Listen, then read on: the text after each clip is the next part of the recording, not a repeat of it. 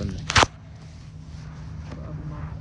باب ما جاء في النوم عن الصلاة. قال ابو موسى حدثنا مالك عن ابن شهاب عن سعيد بن المسيب أن رسول الله صلى الله عليه وسلم حين قبل من خيبر أسرى حتى إذا كان من آخر الليل عرس وقال لبلال اقرأ لنا الصبح، ونام رسول الله صلى الله عليه وسلم وأصحابه وكلأ بلال مقدر له ثم استند إلى راحلته وهو مقابل الفجر فغلبت عيناه فلم يستيقظ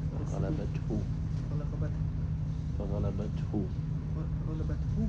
أليس كذلك؟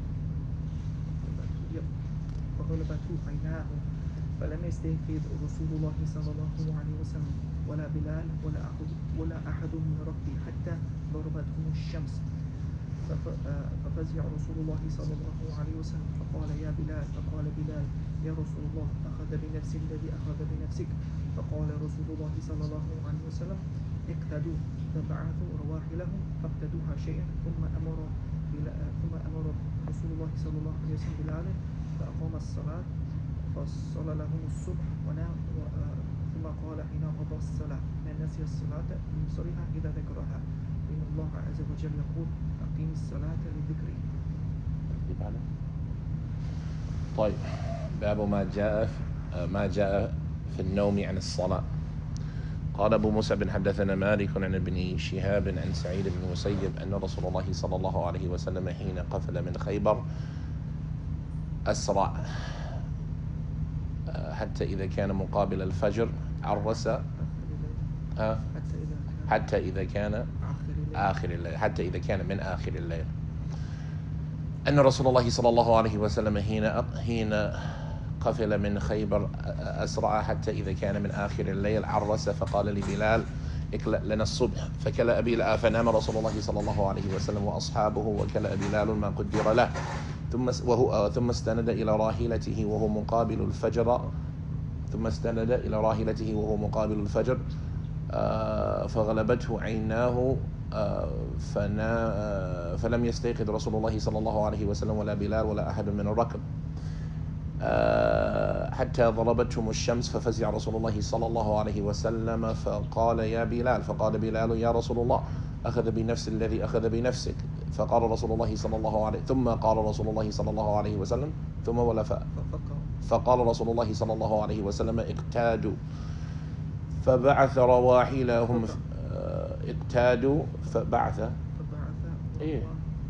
فبعث رواحلهم فاقتادوها شيئا ثم قال رسول الله صلى الله عليه وسلم ثم أمر رسول الله صلى الله عليه وسلم بلالا فأقام الصلاة فصلى لهم رسول الله صلى الله عليه وسلم ثم قال حين قضى فصلى لهم رسول الله صلى الله عليه وسلم الصبح ثم قال لهم ثم قال حين قضى الصلاة من نسي الصلاة فليصليها إذا ذكرها فإن الله عز وجل يقول أقم الصلاة لذكري. قال أبو موسى بن حدثنا مالك عن زيد بن أسلم أن رسول الله صلى الله عليه وسلم عرس ليلة بطريق مكة ووكل بلالا أن يوقظهم فرقد بلال ورقدوا حتى استيقظوا وقد ضربتهم الشمس وقد طلعت عليهم الشمس فاستيقظ القوم وقد فزعوا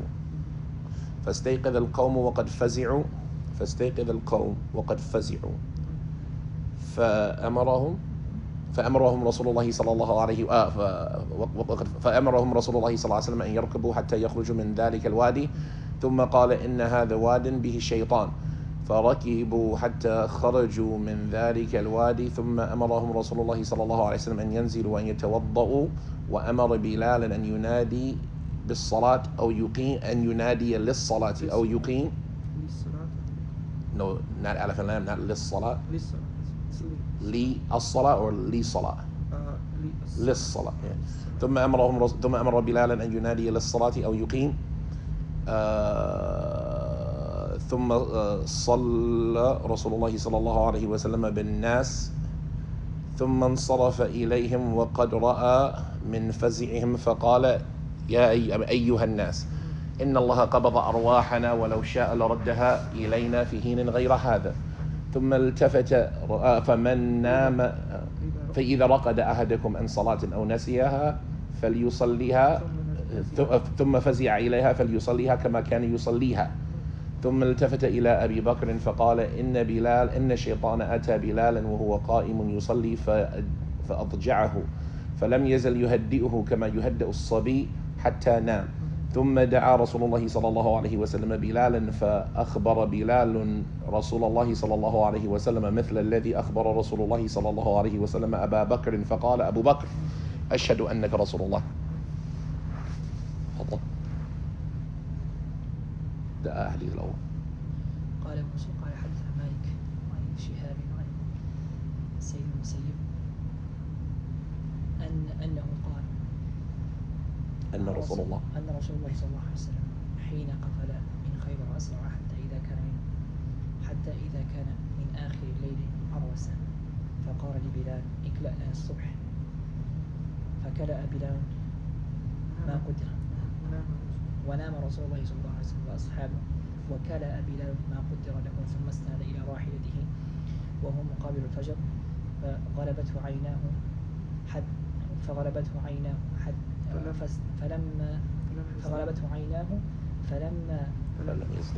فلم يستيقظ رسول الله صلى الله عليه وسلم ولا بلال ولا أحد من الركب حتى ضربتهم الشمس ففزع رسول الله صلى الله عليه وسلم فقال لبلال يا بلال فقال بلال يا رسول الله أخذ بنفسي الذي أخذ بنفسك ثم قال اقتادوا فبعثوا رواحلهم اقتادوها شيئا ثم أمر رسول الله صلى الله عليه وسلم بلال أن ينادي ثم أمر رسول الله صلى الله عليه وسلم بلالا يقيم فأقام الصلاة فصلى رسول الله صلى الله عليه وسلم بالناس فصلى لهم الصبح ثم قال حين قضى الصلاة من نسي الصلاة فليصليها إذا ذكرها فإن الله عز وجل يقول أقم الصلاة لذكري. نعم ممتاز. ما شاء الله. قال حدثنا مالك عن زيد بن أسلم قال ابن مسعود قال حدثنا مالك عن زيد بن أسلم أنه قال عرس رسول الله صلى الله عليه وسلم ليلة بطريق مكة ووكل بلالا أن يوقظهم للصلاة فرقد بلال ورقدوا حتى استيقظوا وقد طلعت عليهم الشمس فاستيقظوا القوم وقد فزعوا فأمرهم رسول الله صلى الله عليه وسلم أن يركبوا حتى يخرجوا من ذلك الوادي ثم قال إن هذا واد به شيطان ثم أمر رسول الله فركبوا حتى خرجوا من ذلك الوادي ثم قال ثم أمرهم ثم أمرهم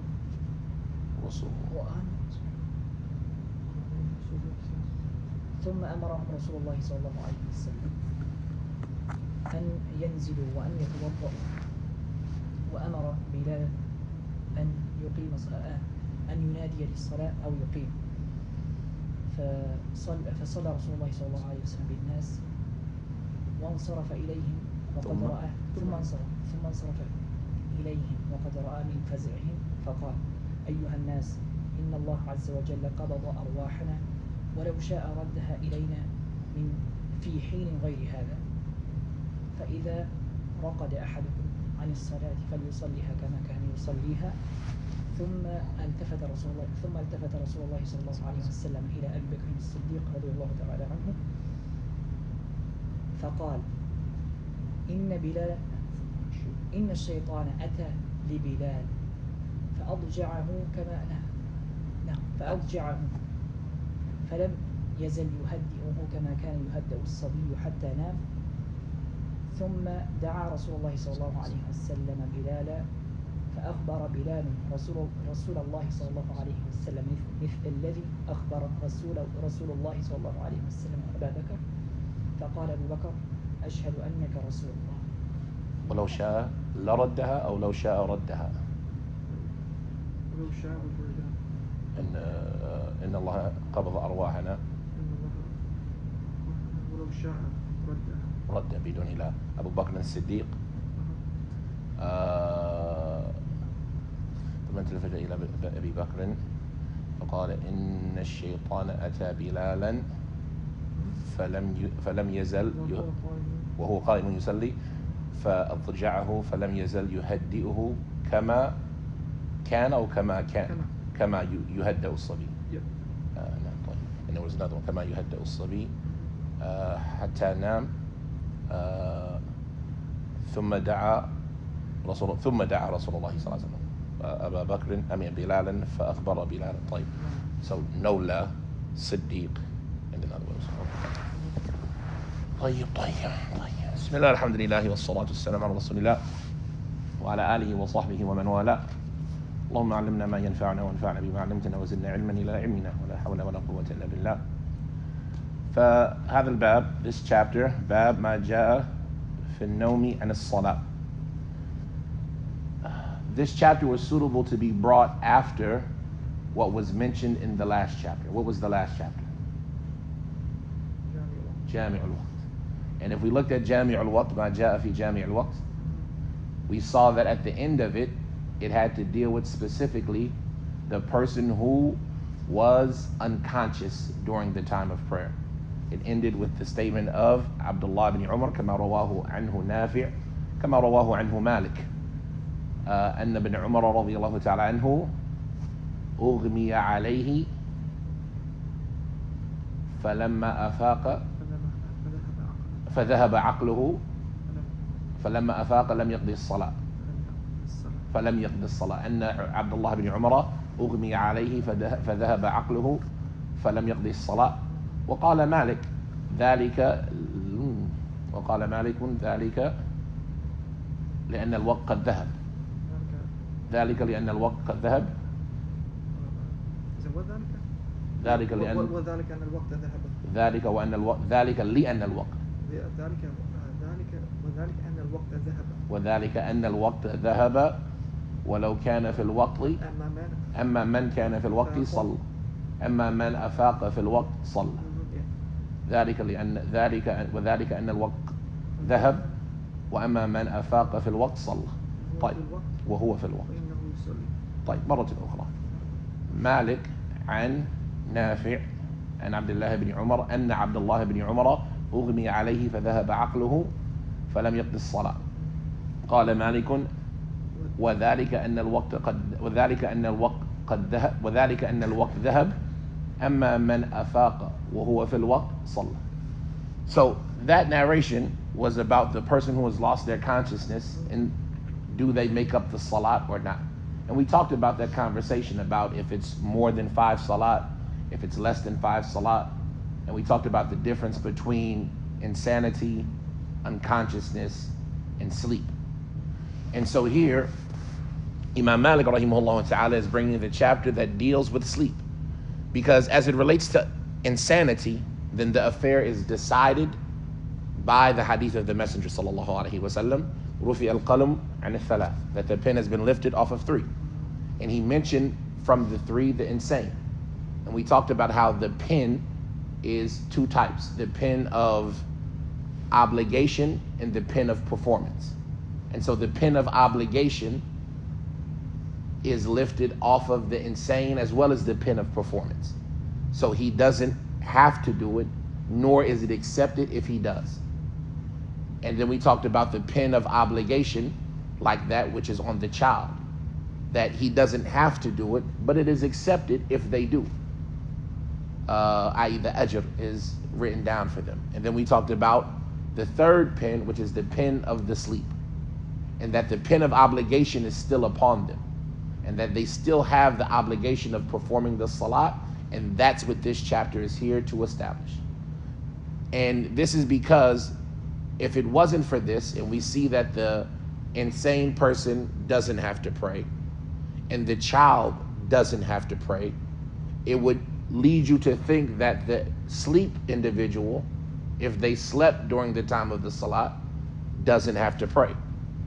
And so for that reason, it was suitable for Imam Malik rahimahullah ta'ala to bring this hadith here to show that the sleep individual is not similar to the insane or the child in the fact that they don't have the obligation, and that their pen that is being referred to is the pen of performance, that they don't have to perform it while they're sleeping, but when they wake up, the obligation is still incumbent upon them, and that result is based and determined by the hadith of the Messenger sallallahu alaihi wasallam. And so that leaves the conversation about the individual who was insane, the individual who was unconscious, who was in a coma. Do they have to make it up or not? And that's why there's allowed to be disagreement in that issue. And also there's a fourth individual that we haven't talked about yet that will be connected to this narration, or a fifth one, if you will. So if we start from the beginning, you have the mukallaf, the person who is religiously responsible. He has to do what? He has to perform the obligation. So he has the obligation and the performance. Then you have the insane. He has no obligation nor any performance. Then you have the child. He has the no obligation, but it's valid if they perform, meaning they get the reward, right? And there are issues that are connected to this. Like if a child reaches puberty in the middle of dhuhr, do they have to start over? You see what I'm saying? Start dhuhr over? Yes. Okay. You see what I'm saying? Likewise with Hajj and things like that. If they reach puberty in the middle of the day of Ramadan, do they have to start a new fast over? Right? Because we said that their performance is accepted. And so to what extent, even though there was no obligation before that. And then you have the sleep individual, which we say they have the obligation, but they don't have the pen of performance upon them. So they don't have any obligation to perform while they're asleep, but when they awaken, the obligation still remains. And then you have the fifth individual. If you want to categorize all the individuals to have a clear glimpse of them in your head, the fifth individual is the individual who abandons the action on purpose. What is his obligation, right? If the sleep individual is similar to the one who has an excuse, then what about the one who abandons the action on purpose? So these are the five individuals, and the previous chapter dealt with a couple of them. And so it was suitable for Imam Malik to bring this chapter here in order that we could know the ruling of the remaining of them and which ones are comparable to each other, and so they have the same obligations, and which ones are different, and so they have different responsibilities. And so he presents this hadith here, the hadith of Sa'id ibn al-Musayyib, where Abu Mus'ab, he said, حدثنا مالك عن ابن شهاب and Sa'id ibn al-Musayyib أن رسول الله صلى الله عليه وسلم حين قفل من خيبر عرس حتى إذا كان من آخر الليل أسرع حتى إذا كان من آخر الليل عرس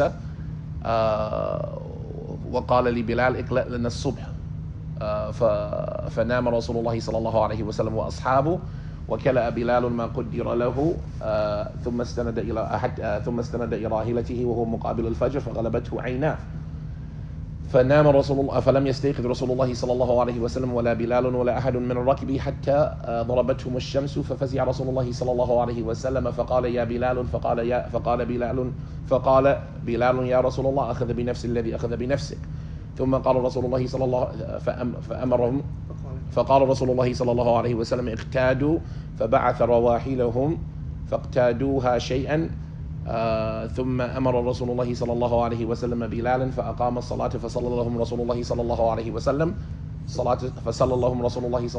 وسلم الصبح ثم قال حين قضى الصلاة من نسي الصلاة فليصليها إذا ذكرها فإن الله تبارك عز وجل يقول أقم الصلاة للذكر. So this hadith from the things that we see first off, and like we normally do, we talk about the isnad first. Abu Mus'ab حدثنا مالك عن ابن شهاب. Ibn Shihab, who is he? الزهري. Who is he? The Zuhri. Kunya?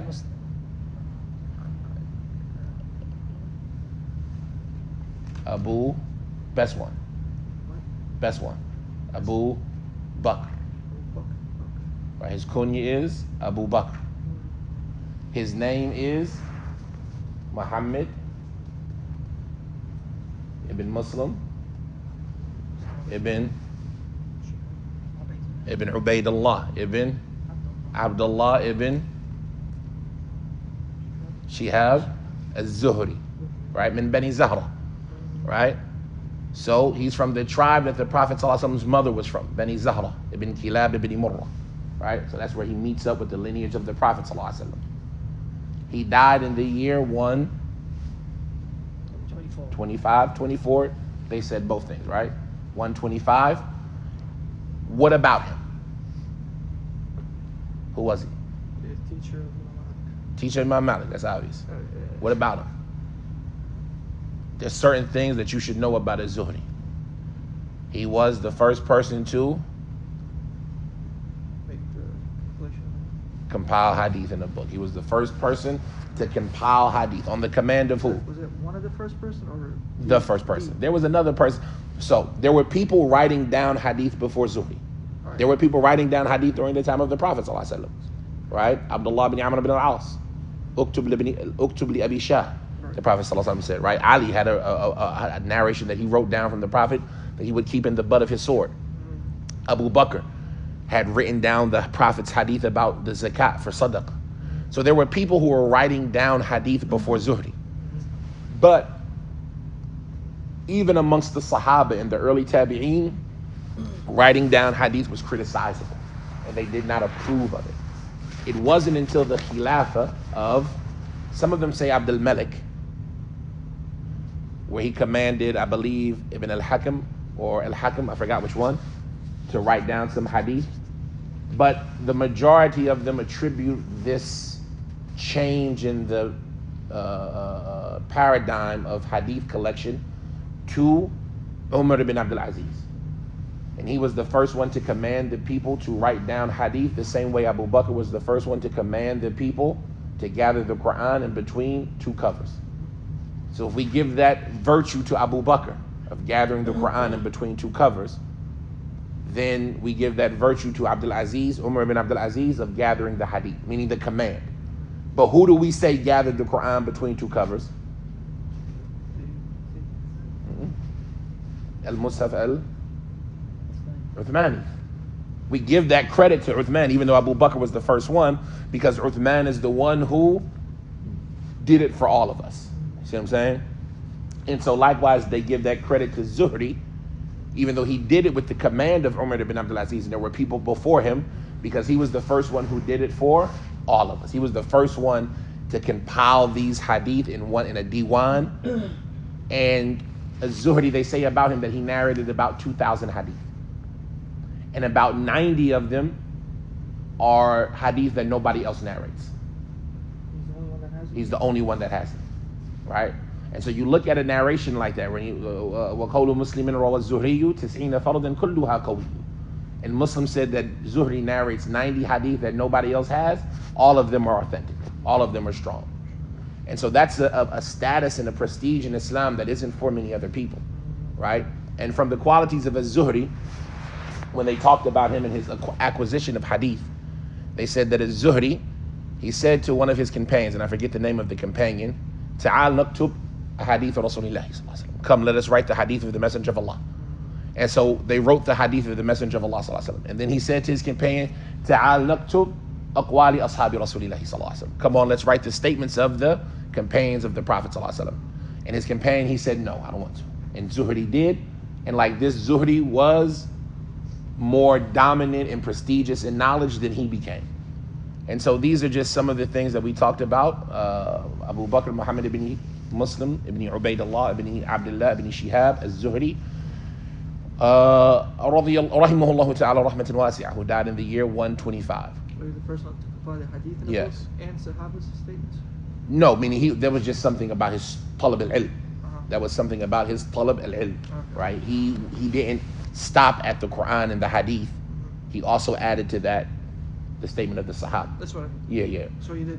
But it's not the same as he was the first one to compile the statements of the Sahaba in the book. But he just did that. He just did that as part of his talab al-ilm. But the actual compiling hadith in a book and writing it down, that's an actual tangible action. Not just, I'm learning this information. And so this was Zuhri. وَهُوَ مِنَ الْمُكَثِّرِينَ هُوَ مِنَ الْمُكْثِرِينَ. He's from those who narrated in abundance. And from his primary students were people like Imam Malik, rahimahullah ta'ala. Instead, they include Imam Ahmed. He used to say, no, is it Imam Ahmed? Or is it al-Bukhari? Let me see. Imam Ahmed, he said that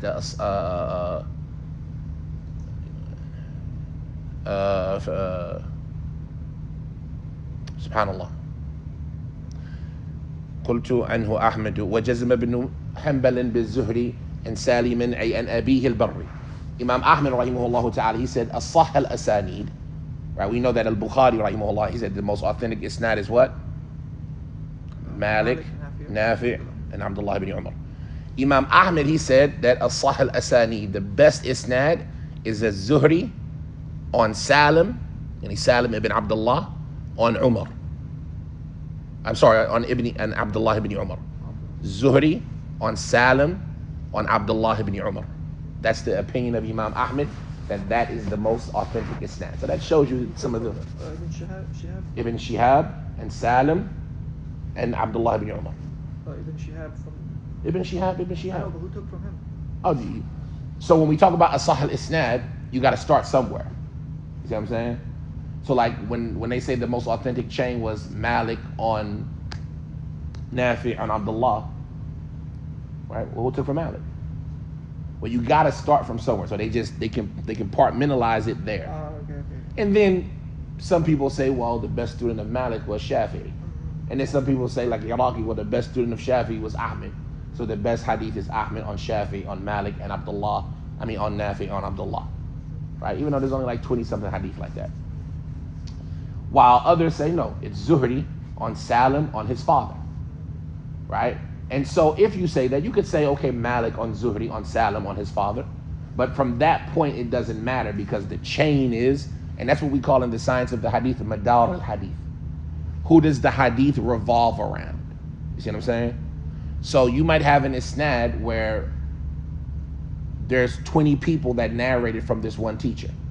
And they all narrated different ways. They all have different qualities and things like that. Some of them add, some of them take away.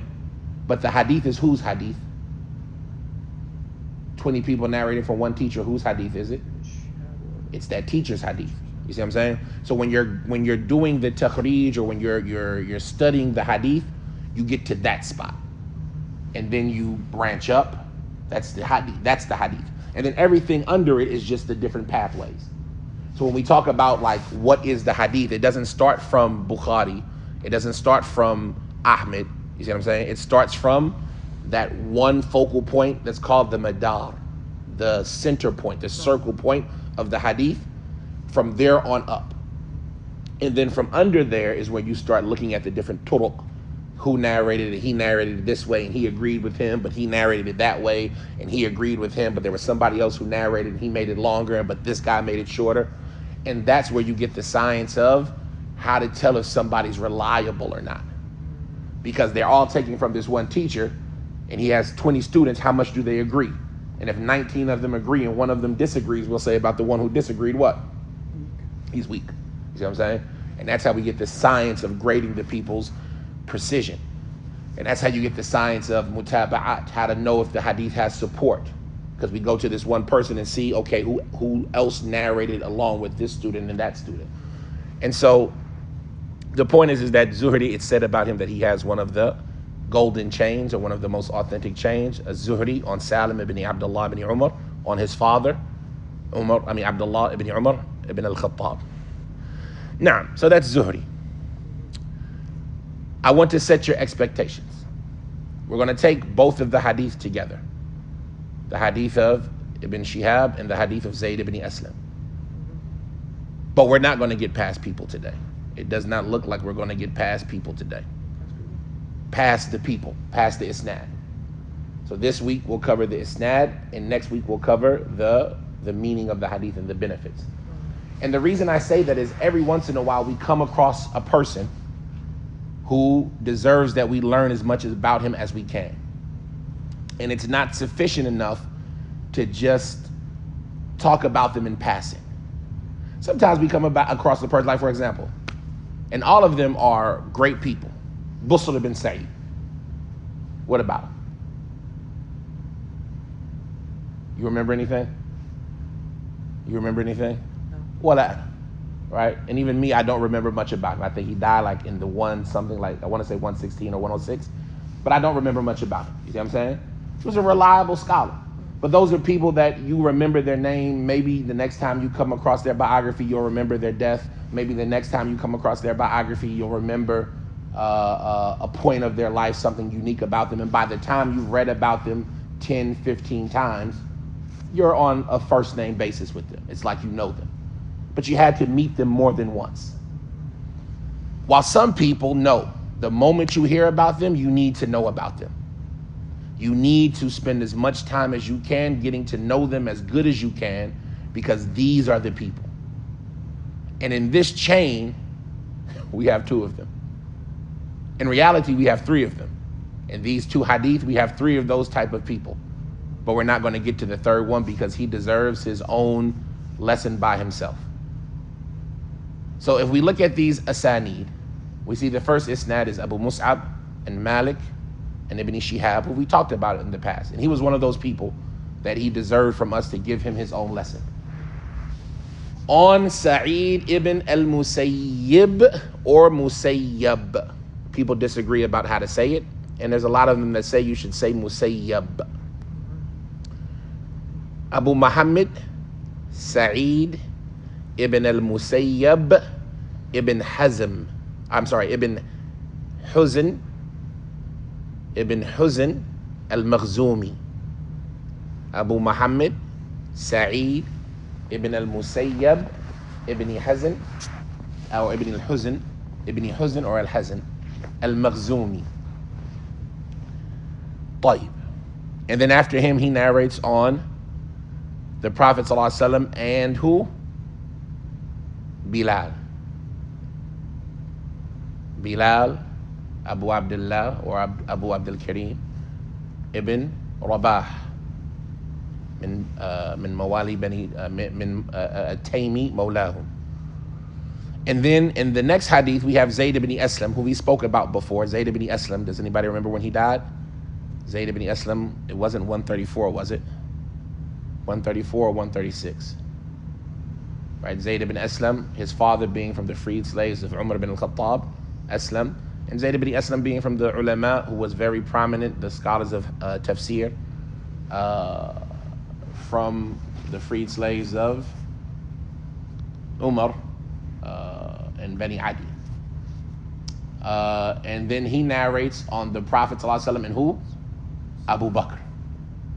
So those are three individuals, Abu Bakr, Abdullah ibn Abi Quhafa Uthman, as-Siddiq, at-Taymi. And so those are three individuals, Sa'id ibn Musayyib, Bilal ibn Rabah, and Abu Bakr as-Siddiq. All three of them deserve that you know about them. They're not somebody that you just hear their name and keep it moving.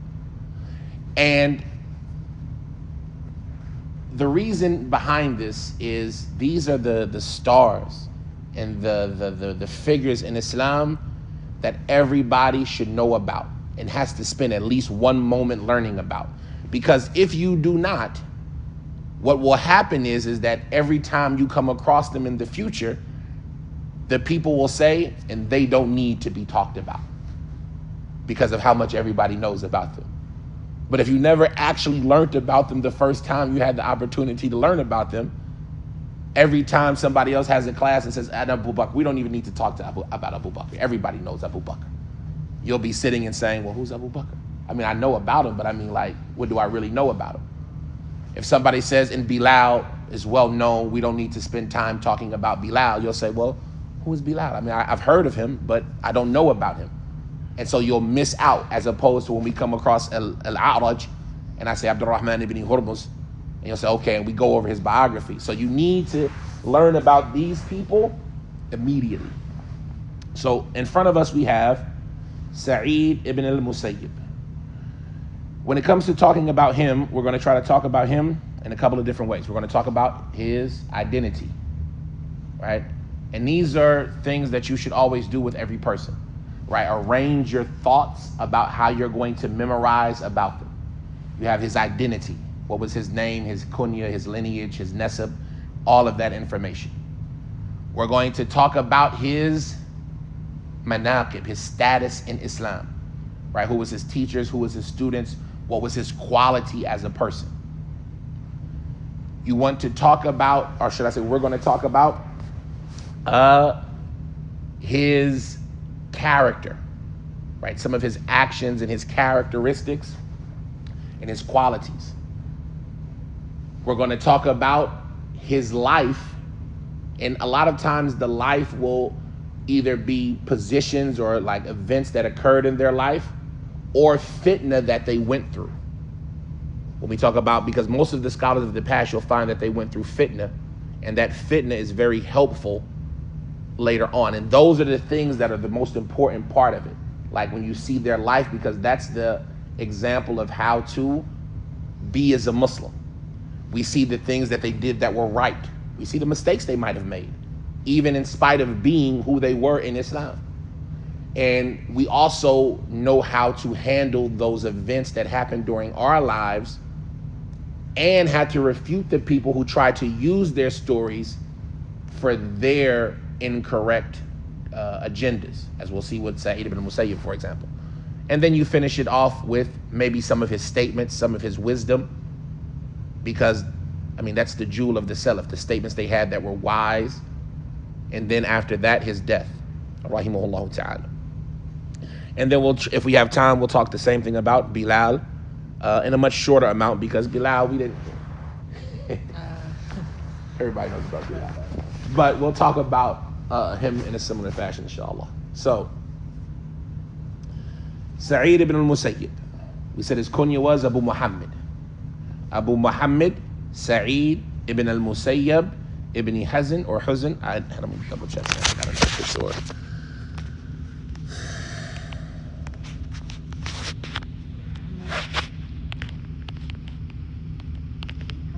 Abu Muhammad ibn Hazn, Fatha. Hazn?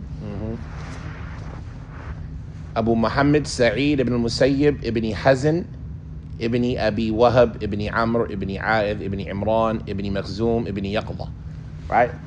Usually what I do in a biography is you take the first three. His name, his father's name, his granddad's name, and his tribe. If you're memorizing people, usually I stick with the first three. Abu Muhammad Sa'id ibn al-Musayyib ibn Hazn. And his tribe was Makhzumi. He was from Bani Makhzum. So he's Qurashi, min anfusihim. Right? He's from Quraysh.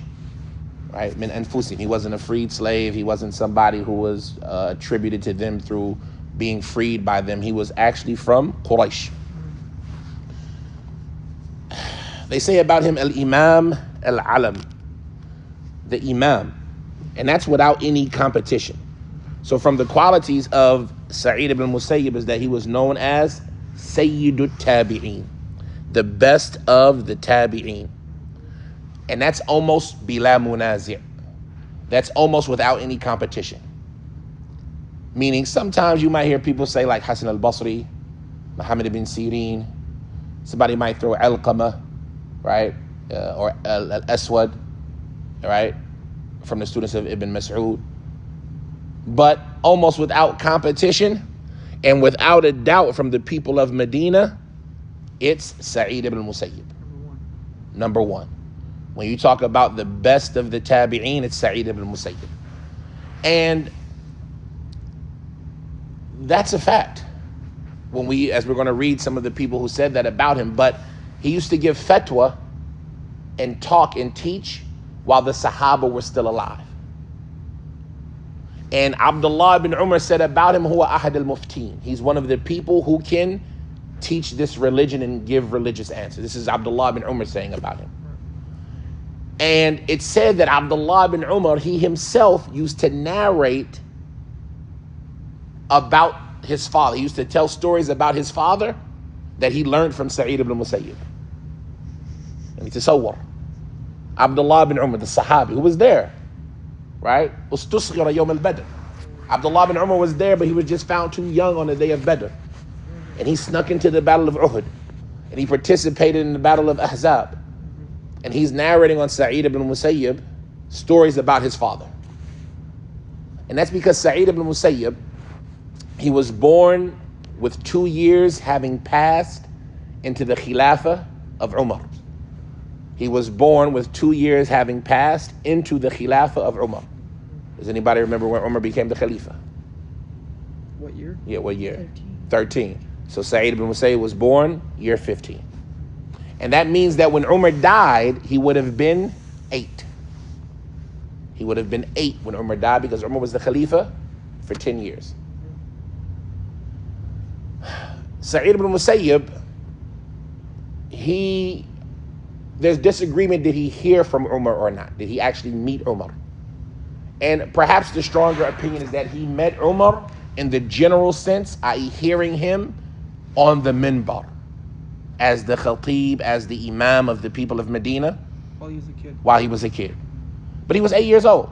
But by the time Umar died, he had been 8. So it's not strange that he would have remembered and recall things that Umar said, right? And so there are hadith where he narrates, where he says, I heard Umar saying this and I heard Umar saying that. And so there's no need to deny that. There's no need to find any criticism in those narrations where he says, I've heard Umar say something that nobody else on earth remembers it but me, right? And that's not strange. A kid might pay attention to something, and after becoming an adult, when all the people who were there have died away, nobody else on earth remembers it except me. But for the majority of what he narrates on Umar, they say it is mursal. They say it is a Taabi'een narrating on somebody that he didn't meet. Because if you remember when we talked about the word mursal, we said it had a couple of different meanings. Does anybody remember? When you say hadith is mursal, it could mean, the most common meaning is a tabi'i saying the Prophet said. But there's also what is known as mursal jali and mursal khafi. Mursal jali, an obvious mursal hadith, is you narrating on somebody that everybody knows you didn't meet. It was possible for you to have met them, right? So that's what makes it mursal. You were in the same time period, right? You might have been in the same area or location, but everybody knows you didn't meet them, right? So for example, how long have you been in St. Louis? How long did I live here? Yeah.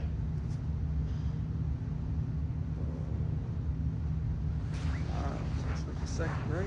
So for at least 20 years, right? 20, 30 years, right? Almost. So you've been here and you've been a Muslim the whole time, right? Inshallah, you've been a Muslim the whole time. There used to be an imam here named Abdullah Noor, or Noor Abdullah, I forget what his name was. Did you ever meet him? What was that? Noor Abdullah, the Sudani imam.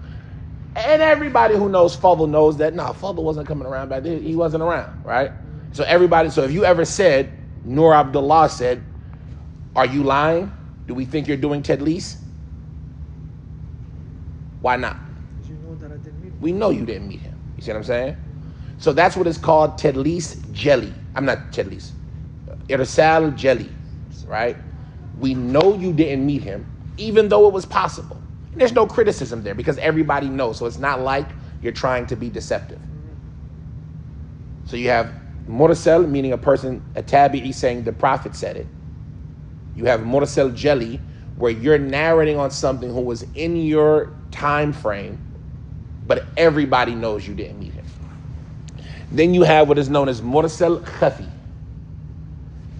hidden irsal. It's subtle. You didn't meet him, but not everybody knows that. This probably won't work because you met him after that. But you've been here for such a long time, right? How long have you been, inshallah, involved in things like that? And just in Islam, period. Like, how long have you been? Like the people say, oh no, how long have you had istiqamah? And I'm using fadl because how long have you been here? 5 years. So yeah, a lot of the examples I would use. 7, 8 years. 7, 8 years. So this wouldn't apply to you then. I'm trying to think. Imagine that you all were here for since 2009, 2010, for example, right? That's been 15 years now, subhanAllah. But you weren't necessarily coming around Grant. Sheikh Salim comes to St. Louis, right? You were active, you were a Muslim, you were practicing, right? You're Bosnian, the Bosnians were here, you see what I'm saying? But you never actually met Sheikh Salim. And then you said Sheikh Salim said, right? Anybody who looks at you and your dynamic and who you are, they look at your background, they're going to say, oh yeah, he must have met Sheikh Salim. But the reality of it is you were traveling that week, right? So when he came, you weren't in the city. And everybody will look at you and say, oh, he must have met him. But in reality, did you meet him? And so that's irsal, because it's somebody you never met.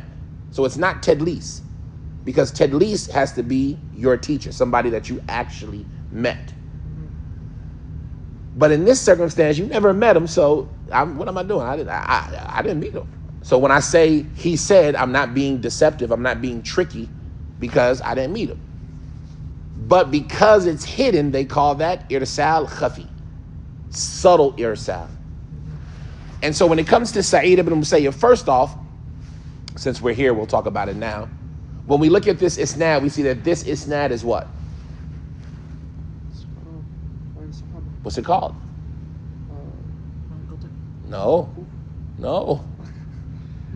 I just said it. We just said it. Mursal. Who's narrating the hadith? Sa'id ibn Musayyib. Who's he narrating on? Nobody. Yes, he is. The Prophet ﷺ. When a Taabi'een says the Prophet said, they call that Mursal. Okay. That's their first type of irsal. When a Taabi'een says the Prophet said, they call that Mursal. Was Sa'id ibn Musayyib there when the Prophet was coming back from Khaybar? How did he know the Prophet was moving fast? Good question. Right? How did he know the Prophet went to bed at night? You see what I'm saying? How did he know the Prophet said this to Bilal? Right? So they call this a hadith that is mursal. And there's no ghubar. Everybody knows Sa'id didn't meet the Prophet. This type of hadith, we said before that Imam Malik and Abu Hanifa both say that this type of hadith is what? Authentic. So there's no problem with Imam Malik bringing it here in his book, because to him, this hadith is authentic. Generally speaking, to the rest of us, and not the rest of us, but generally speaking, Ahmed, Shafi'i, they say no. A mursal hadith is da'if, because we don't know who this person got the information from. It could be another sahabi, or it could be a sahabi, or it could be another tabi'i. And then that cycle continues. But Sa'id ibn Musayyib is one of the exceptions. He's the only one. Not the only one, but one of the exceptions. Sa'id ibn Musayyib, whatever he says is the haqq. That's the quality of Sa'id ibn Musayyib. Whatever he says, don't worry about it. They'll even take. Imam Ahmed, as we'll see some of the narrations, Imam al-Shafi'i, don't question Sa'id ibn Musayyib. He didn't meet Umar, except that small way that we talked about. But when he talks about Umar, you take that information. So much so that he was known as Rawiyah to Umar. He's the one who narrates all of Umar's hadith, right? Even though he never met him like that. But when he was young and Umar died, he began wanting to know as much as he could about Umar, and so he acquired that information. Until he said that there is nobody on earth who knows more about the decisions, the judgments made by the Messenger of Allah, Abu Bakr, Umar, and Uthman than me. I know the most about them. And as we said, even Abdullah ibn Umar, was said that he used to take Sa'id's information and tell it to the people. Right? Kana yursilu an Sa'id. He would say stories about his dad, and where did he learn those stories from? Sa'id ibn Musayyib. So even though this isnad is mursal, it's authentic. Now, Sa'id ibn Musayyib, he met a lot of Sahaba, but he did not meet Bilal. He did not meet Bilal because Bilal did not stay in Medina, as we'll talk about in Bilal's biography. After the Prophet died and after Abu Bakr died, he moved to Sham. So, as far as a couple of things, I'm just giving a rough overall biography of him, and then we actually read the statements. I want to read the actual statements. That's when we talk about his identity. He talks about a story about his father. His father and his grandfather were both Sahaba. Al-Musayyib and Hazan were both Sahaba. And they mentioned that Hazan, when he came to the Prophet, and everybody knows what Hazan means, right? Hazan means Sa'b. Like if you have ground, it can be Sahl, like this, or it can be Hazan, right? Jagged, hard, difficult. And that's where they get the word hazin. When you're sad, you're in a bad situation, you're in a tough spot, right? And so the Prophet ﷺ, one of the things he used to do was change people's names, right? If somebody had a name that was shirk or kufr, he would change their name. Abdul Rahman ibn Auf, before he accepted Islam, his name was Abdul Amr. The Prophet ﷺ changed his name to Abdul Rahman, right? Same thing about Abu Hurairah. His name was Abdul Shams. The Prophet ﷺ changed his name to Abdullah or Abdul Rahman. Hazan, if a person had a bad name, it's not shirk or kufr, but it's like, I don't like that name. That name gives off a bad meaning. The Prophet would change their name, because names have an effect on the personality. And this is a reality, and why the Prophet ﷺ talked about from the rights of the child is that you give them a good name, because names, when you look at them, they absolutely impact the personality. Wa alaikum salam wa rahmatullah. Names impact the personality. So the Prophet ﷺ, when he met Sa'id's grandfather, he said, "What's your name?" He said, "Hazan." He said, "No, you're Sahl. I don't want you to be known as hard and difficult and problem and unhappy. I want you to be known as easy and complacent and simple." But Hazan radiallahu ta'ala anhu, he said, "This is the name my father gave me, and the name my mother gave me. And it's the name that the people know me by. I'm not changing it." So the Prophet didn't say anything. Sa'id, he used to say after that, فَمَا زَالَتْ تِلْكَ الْحُزُونَةُ فِينَا يَا أَهْلَ الْبَيْتِ. For that reason, we still have these problems and that hard and that like roughness and that difficulty in us, O family. And this was one of Sa'id's qualities. He was Sa'id ibn Musayyib, ibn Hazan. That was one of his qualities, was that he was a little bit difficult. He could be a little bit difficult, as we'll see when we talk about the trials and tribulations that he went through. I'm trying to think, is there anything? So let's read some of the narrations that they mentioned about him. So we mentioned his name, Sa'id ibn Musayyib ibn Hazan ibn Abi Wahab ibn Amr ibn A'id ibn Imran ibn Makhzum ibn Yaqadha, the Imam, the person of knowledge, Abu Muhammad al-Qurashi al-Makhzumi. He was from Quraysh and he was from Bani Makhzum, the alim of the people of Medina and the best of the Taabi'een during his time. He was born 2 years passing from the Khilafah of Umar. And other people say other things like 4 years and things like that, but the number you should remember is 2 years after Umar became the Khalifa, year 15. They mentioned the story that we just mentioned, that Sa'id ibn Musayyib ibn Hazan, he said that his grandfather Hazan came to the Prophet ﷺ, and he said to him, "What's your name?" And he said, "My name is Hazan." And so he said, "No, instead, you're Sahl." And so he said, "O Messenger of Allah, this is the name that my parents gave me, and I'm known by it amongst the people." And so the Prophet didn't say anything to him after that, i.e. about changing his name. And Sa'id ibn Musayyib, he said, "So we are still known today for this huzuna, for this hardness and this roughness and this difficulty." They say that another version of the story, that the Prophet said to his father, his grandfather, "What's your name?" He said, "Hazan." He said, "No, you're Sahl." He said, "I'm not changing a name that my parents gave me." And so the Prophet, Sa'id ibn Musayyib, he said, so we still have that problem of al-huzuna till this day. And that's just a nice story. Like, subhanAllah, if the messenger gives you something, take it. You know what I mean? But people do things. People value their names. People value, and this is something that, like, for like new shahadas can be problematic sometimes. Giving up their name, right? Changing their name when it's their parents who gave them name. If not, it shows you the respect that they have for their parents, the value that they put on their names and their identities. You know, at a time when we see some people, they change their name every 5 days, right? Somebody that you knew 10 years ago has a new name or goes by a new identity because they ruined that name in this community. Ala kulli hal. They said that kana min man bariza fil ilmi wal amal. He was one of the people who was outstanding in his knowledge and his action.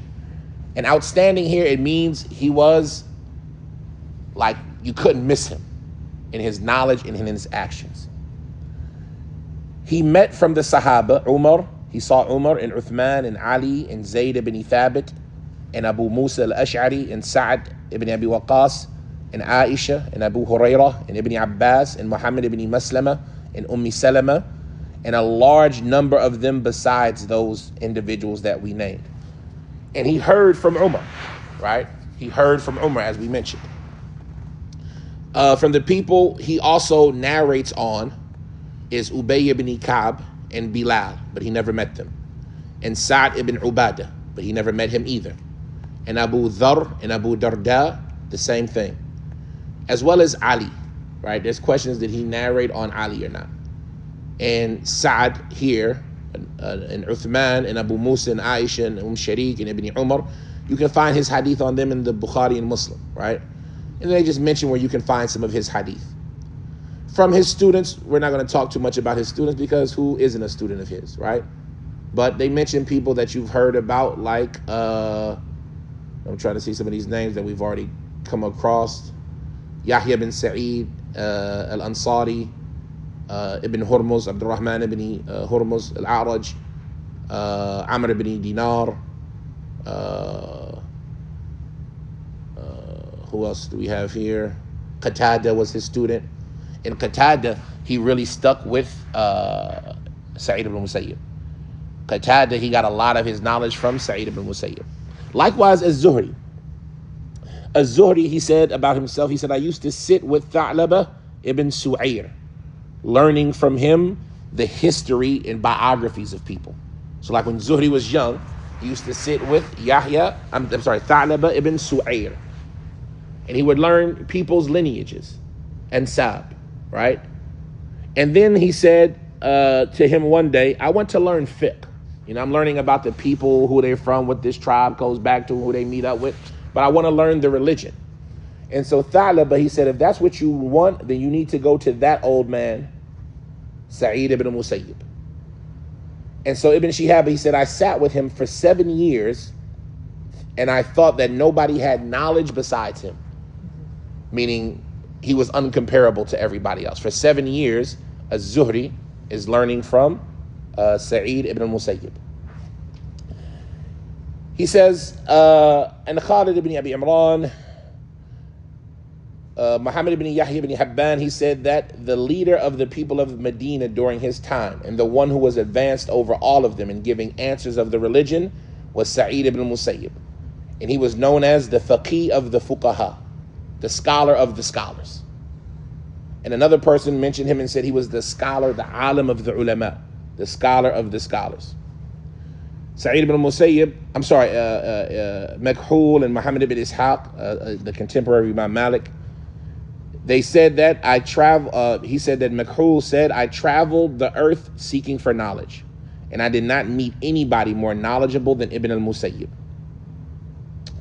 And there's another individual named Mehran ibn Maymun ibn Mehran. He said, I went to Medina and I asked who's the most knowledgeable person here. And so everybody sent me to Sa'id ibn Musayyib. Even though this individual, Maymun ibn Mehran, from the people that he met when he was in Medina, was Ibn Abbas and Abu Hurairah. Right, so that shows you how the people valued Sa'id ibn Musayyib. Al-Awza'i, he says about Az-Zuhri and Makhul, they both said the most knowledgeable person we ever met was Sa'id ibn al-Musayyib, even though they're both Taabi'een, right? So that's an amazing statement from them. He says that Sulaiman ibn Musa, he said that Sa'id ibn al-Musayyib was from the most knowledgeable of the Taabi'een. He was the most knowledgeable of the Taabi'een. And like we mentioned earlier, they mentioned the statement that Ibn Umar, that Sa'id ibn al-Musayyib, he was heard saying, there is nobody who is more knowledgeable about the judgments that were made by the Messenger of Allah, nor Abu Bakr, nor Umar, than me. And the person who was narrating this, he said that Ibn Umar said about Sa'id ibn al-Musayyib that he is one of the scholars of Islam. He is one of the people who can answer questions about Islam. And Ahmed said about him, as well as others, that anything that he says about the Prophet is authentic. Right? Anything he says about the Prophet is authentic.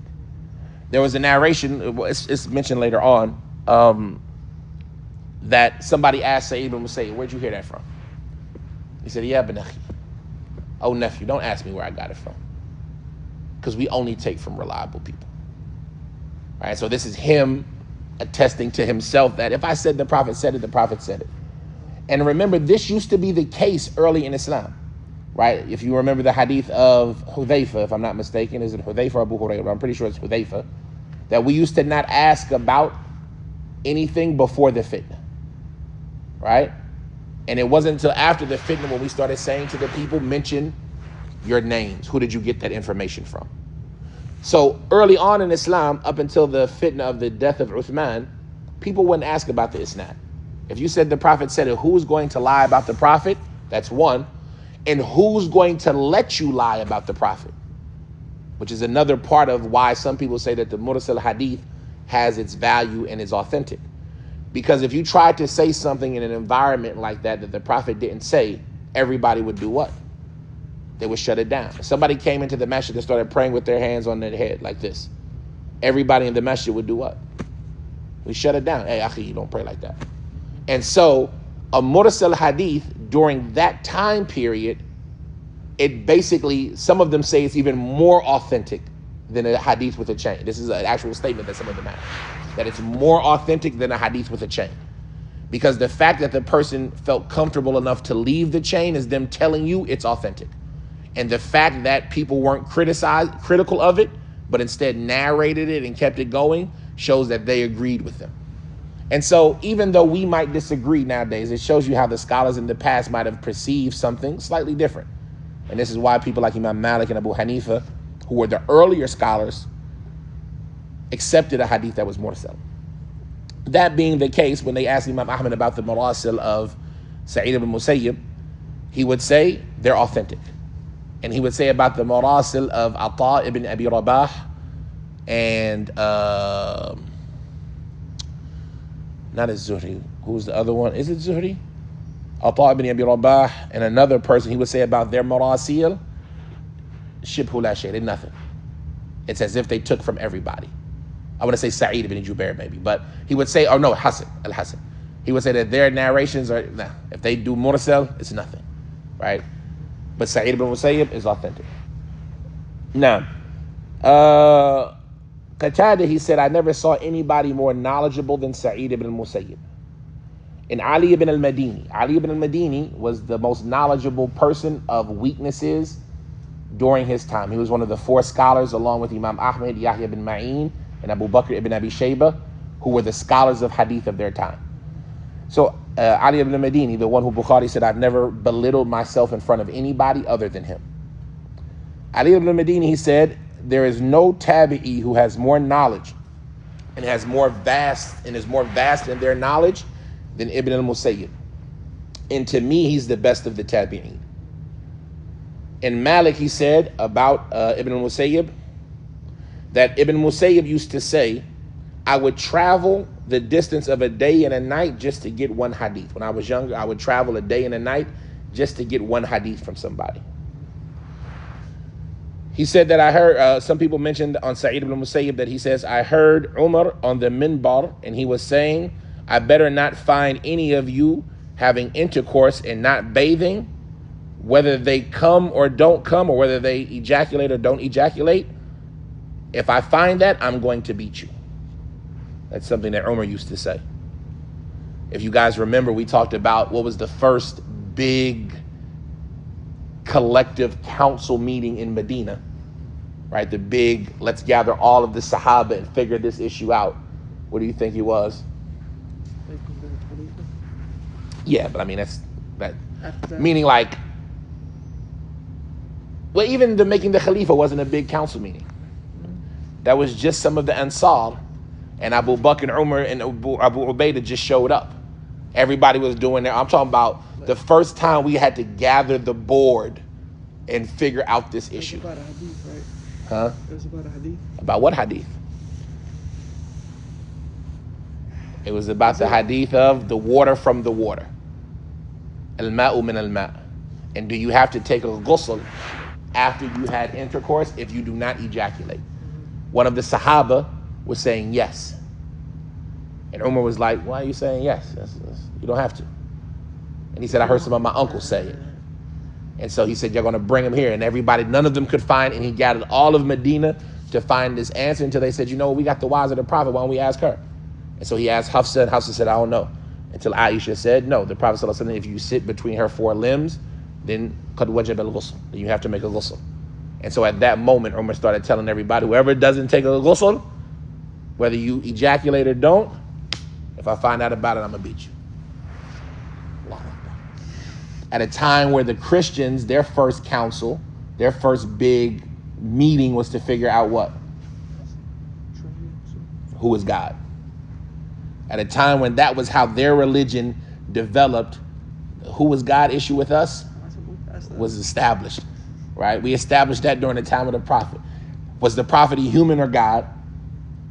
We established that during the time of the Prophet. Who's the Holy Spirit? Well, we established that during the time of the Prophet. Right? These major issues, no, the Prophet didn't die except that he gave us knowledge about all of these things. But, you know, our first counsel was like practical matters. Anyway,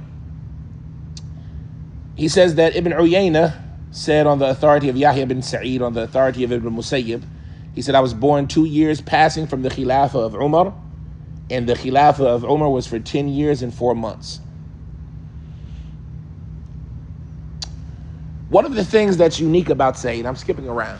One of the things, and all of this is still just in his identity and his virtues. One of the virtues that he has, he used to say about himself, I'm the one who made peace between Uthman and Ali. He said, I'm the one who made peace between Uthman and Ali. I went to Uthman and I went to Ali and I said, Amir al-Mu'mineen. He's the Amir al-Mu'mineen. And I went to Ali and I went to Uthman and I said, he's Ali ibn Abi Talib. And I'm the one who made peace between Uthman and Ali. I like that story because it doesn't tell us how he made peace except that he said, hey, he's him. Hey, he's him. And how old would he have been during this time?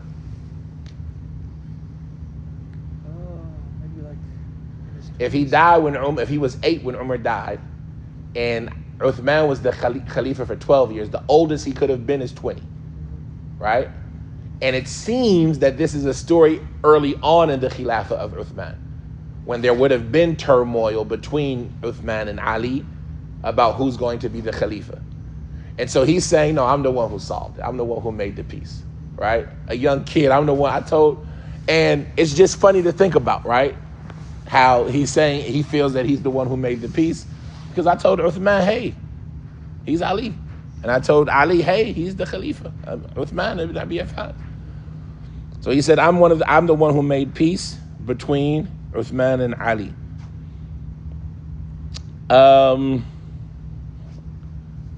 They say that Sa'id ibn al-Musayyib, he used to give the fatwa while the Sahaba were still alive. And he said about himself, there is nobody alive who knows more about the judgments made by the Messenger of Allah, and the judgments made by Abu Bakr, and the judgments made by Umar, and the judgments made by Uthman. There's nobody more alive who knows more about them than me. He says that from the things that he would used to do when he would answer questions, he wouldn't answer a question until he said, Allahumma sallimni wa sallim minni. Oh Allah, keep me safe and keep people safe from me. I keep my answer correct and don't keep me safe and from the fitna of having to answer the question, and keep the people safe from the answers that I give them. Al-Bukhari rahimahullah ta'ala, he mentions with his chain, he says that Iyas ibn Muawiyah, he said that Sa'id ibn Musayyib said to me, where are you from? And I said, Muzayna. Muzayna is a tribe. And he says, I remember the day Umar ibn al-Khattab announced the death of Nu'man ibn Muqarrin on the mimbar. And so this is just establishing that he heard, because Nu'man ibn Muqarrin was from Muzayna. So he's mentioning that, and he's saying, I remember hearing that from Umar. So this is another point that we establish, that he heard from Umar. He mentions the story we just mentioned where he said that Bukhari also mentions with his chain. He gets to Ibn al-Musayyib. He says that I'm the one who made peace between Ali and Uthman. I said to Ali, he's the Emir of the Mu'mineen. And I said to Uthman, he's Ali. And if I wanted to, I could have said something different. Right? Meaning, I could have made the problems bigger, but no, I was about the peace. He says that Imam Ahmad rahimahullah, he was asked who is the best tabi'i. He said the best of them is Sa'id ibn Musayyib. So a person said to him, what about Alqama and Aswad? Alqama ibn Qais, Alqama ibn Qais and Aswad ibn Yazid and Nakha'iyan. Right, two of the students of Ibn Mas'ud from the best of Taabi'een. So a person said to Imam Ahmad, what about those two? He said, okay, then Sa'id ibn Musayyib and Alqama and Aswad. Ali ibn al-Madini, again, he said, I don't know anybody amongst the Taabi'een. We mentioned that. Zuhri and Qatada and kullu wahidin min la yakadu yarwi ma yarwi. Ibn al-Madini, after he mentioned that statement that we mentioned earlier, that he doesn't know anybody more knowledgeable and more vast in their knowledge than Sa'id ibn Musayyib, he said, I gather, and this was something that Ali ibn al-Madini used to do, and this is why he was the scholar of ilal, like the hidden weaknesses in hadith. He says, I gathered all of the hadith of his students. And this is the technique when you want to know about hidden weaknesses in hadith. The only way to get to that is by gathering up all of the different versions, right? And having them right in front of your eyes. And Ibn al-Madini was one of the best at that. He said, I gathered up all of the hadith of his students. Zuhri, Qatada, Yahya bin Sa'id, Abdul Rahman ibn Harmala. And when I did so, I found that all of them, it's as if none of them would narrate the same hadith as each other. So Zuhri had a group of hadith that he would narrate from Sa'id that nobody else narrated. And likewise the rest of them. And so that shows us, he says, I knew by that how vast his knowledge was and how abundant his narrations were. Because if you have these major scholars, none of them narrating the same hadith from him, it's either that he would teach them all different things, or they were all making it up. And we know for sure they weren't making it up. And so that just shows that how much he knew that you could come and learn from him, and 5 years later, 7 years later, somebody else could come and learn from him, and he would have a completely different volume of information to give them. And so that just shows how vast his knowledge was. Sa'id, he said, Sa'id ibn Musayyib, he said, Abdullah Ali al-Madini, he said, if Sa'id ever says the sunnah is this, then that's enough. And Ali, he said, he is the best of the Taabi'een. Rabi' ibn Sulaiman, he said about a Shafi'i, if Sa'id narrates something on the Prophet ﷺ directly, then to me it's Hasan. And they asked Malik, did he meet Umar? They asked Imam Malik, did Sa'id meet Umar? He said no, he didn't meet him. But he was a child during the time of Umar. And when he became older, he focused on learning the issues that Umar said and taught, and about all of his history and his affairs. And so it became as if he saw Umar. Malik said, it's reached me that Abdullah ibn Umar, he used to report indirectly about Umar via Sa'id ibn al-Musayyib. Layth ibn Sa'd, he said that Yahya ibn Sa'id, he said that Ibn al-Musayyib used to be known as the person who is the narrator of Umar ibn al-Khattab, because he was the most knowledgeable of the people about the things that Umar said and did. Qatada, he said, I gathered the knowledge of Hassan, Hassan al-Basri, to the knowledge of the rest of the people. So Qatada is saying, I compared Hassan al-Basri to the rest of the people, and I saw that Hassan al-Basri was more than them. He had more knowledge than all of them.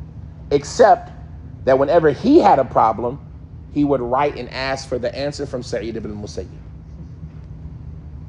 Imam Ahmed ibn Abdullah al-Ijli, he said that Sa'id ibn al-Musayyib was a righteous man, a scholar, and he used to not take the gifts that would be given by the rulers. And he had about 140 dinar, 140 gold coins. I'm sorry, 104 gold coins. And he used to use that to do business in olive oil. He was an olive oil salesman. It's not good to take gifts from his rulers.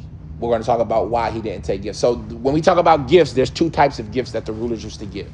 They used to give a stipend, like fight welfare, right? The Muslim rulers, everybody in the Muslim country used to get welfare. Based on your tribe and your status and things like that, they would just send you money as a welfare system.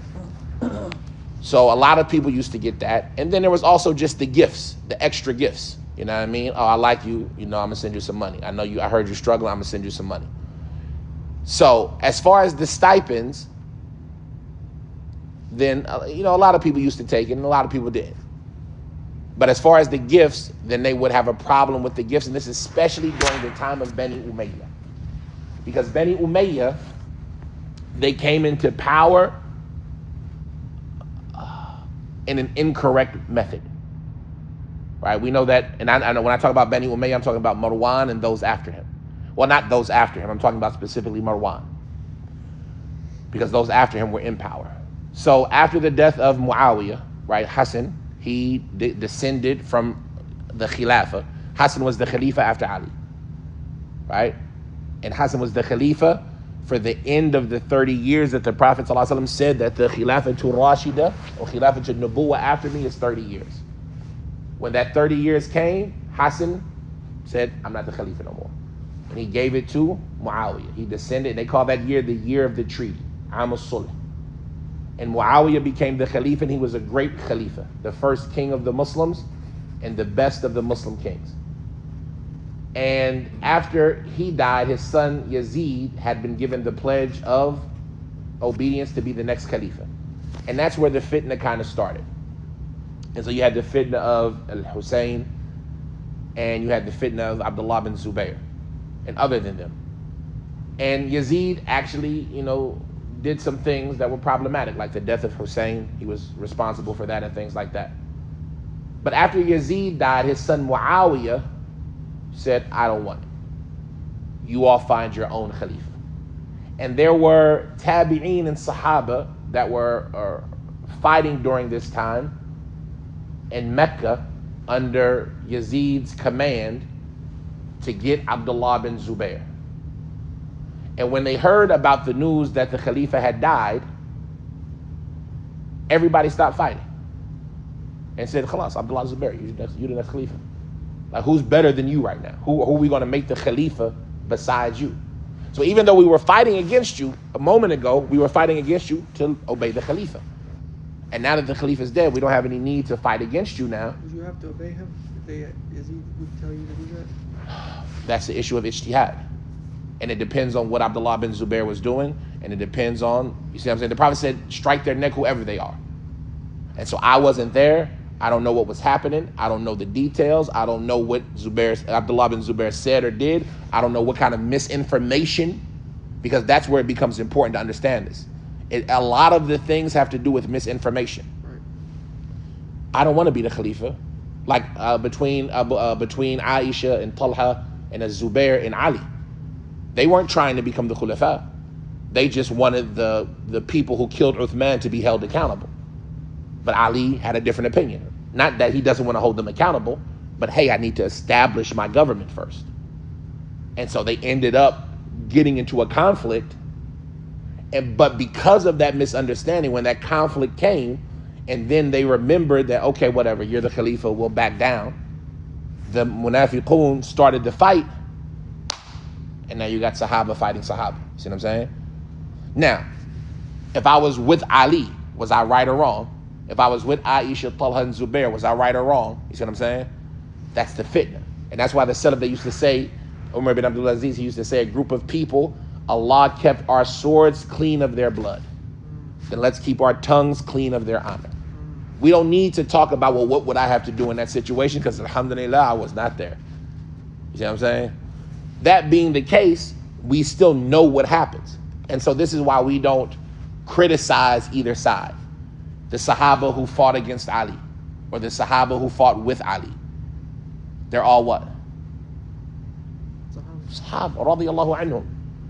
And the things that they did thinking it was correct.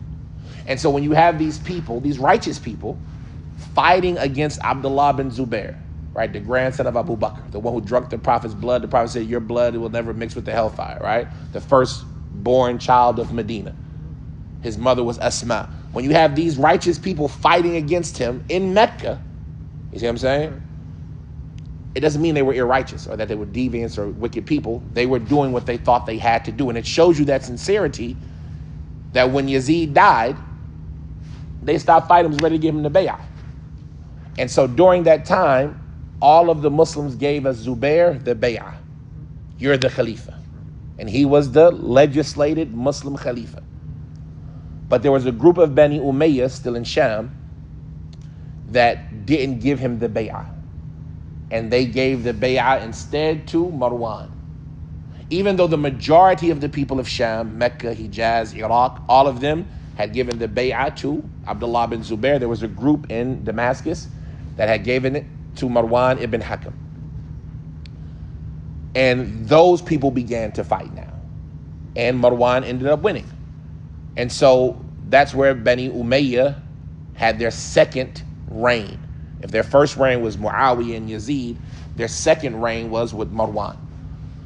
And Marwan, he did a lot of things that are problematic, right? Even though some people say Marwan was a Sahabi, even though that's not the stronger opinion, but he was born during the life of the Prophet ﷺ. And it's not that he was an evil or wicked person, right? Rahimahullah. But he did some things that were problematic, right? You got like, whether it was him or Yazid, like Yom al-Harra, the fighting in Medina where they killed so many people in the Prophet's masjid. It was a day called Yom al-Harra, 63 after the Hijrah. A day a lot of people died, a lot of scholars died.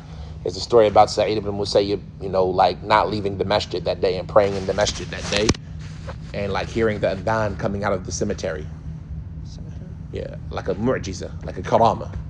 He would know it's time for salat, because you got to imagine, like there's a bunch of strangers in Medina, because the people of Medina aren't fighting the people of Medina. The people from Damascus have come down and they've been given commands to just execute the people of Medina. Kill everybody. Yes. Wow. Ya'adhu billah.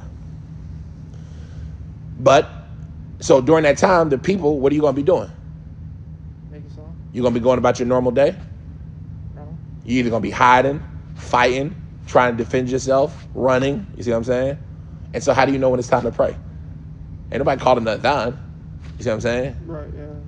And so Sa'id ibn Musayyib, he would go to the masjid still, because as we're going to find out, 40 years he never missed the salat in the masjid. He would go to the masjid. He said, I would know because I hear the adhan coming from the cemetery. Like the people in the grave, the adhan of Karama were calling the adhan and letting me know to go to the masjid.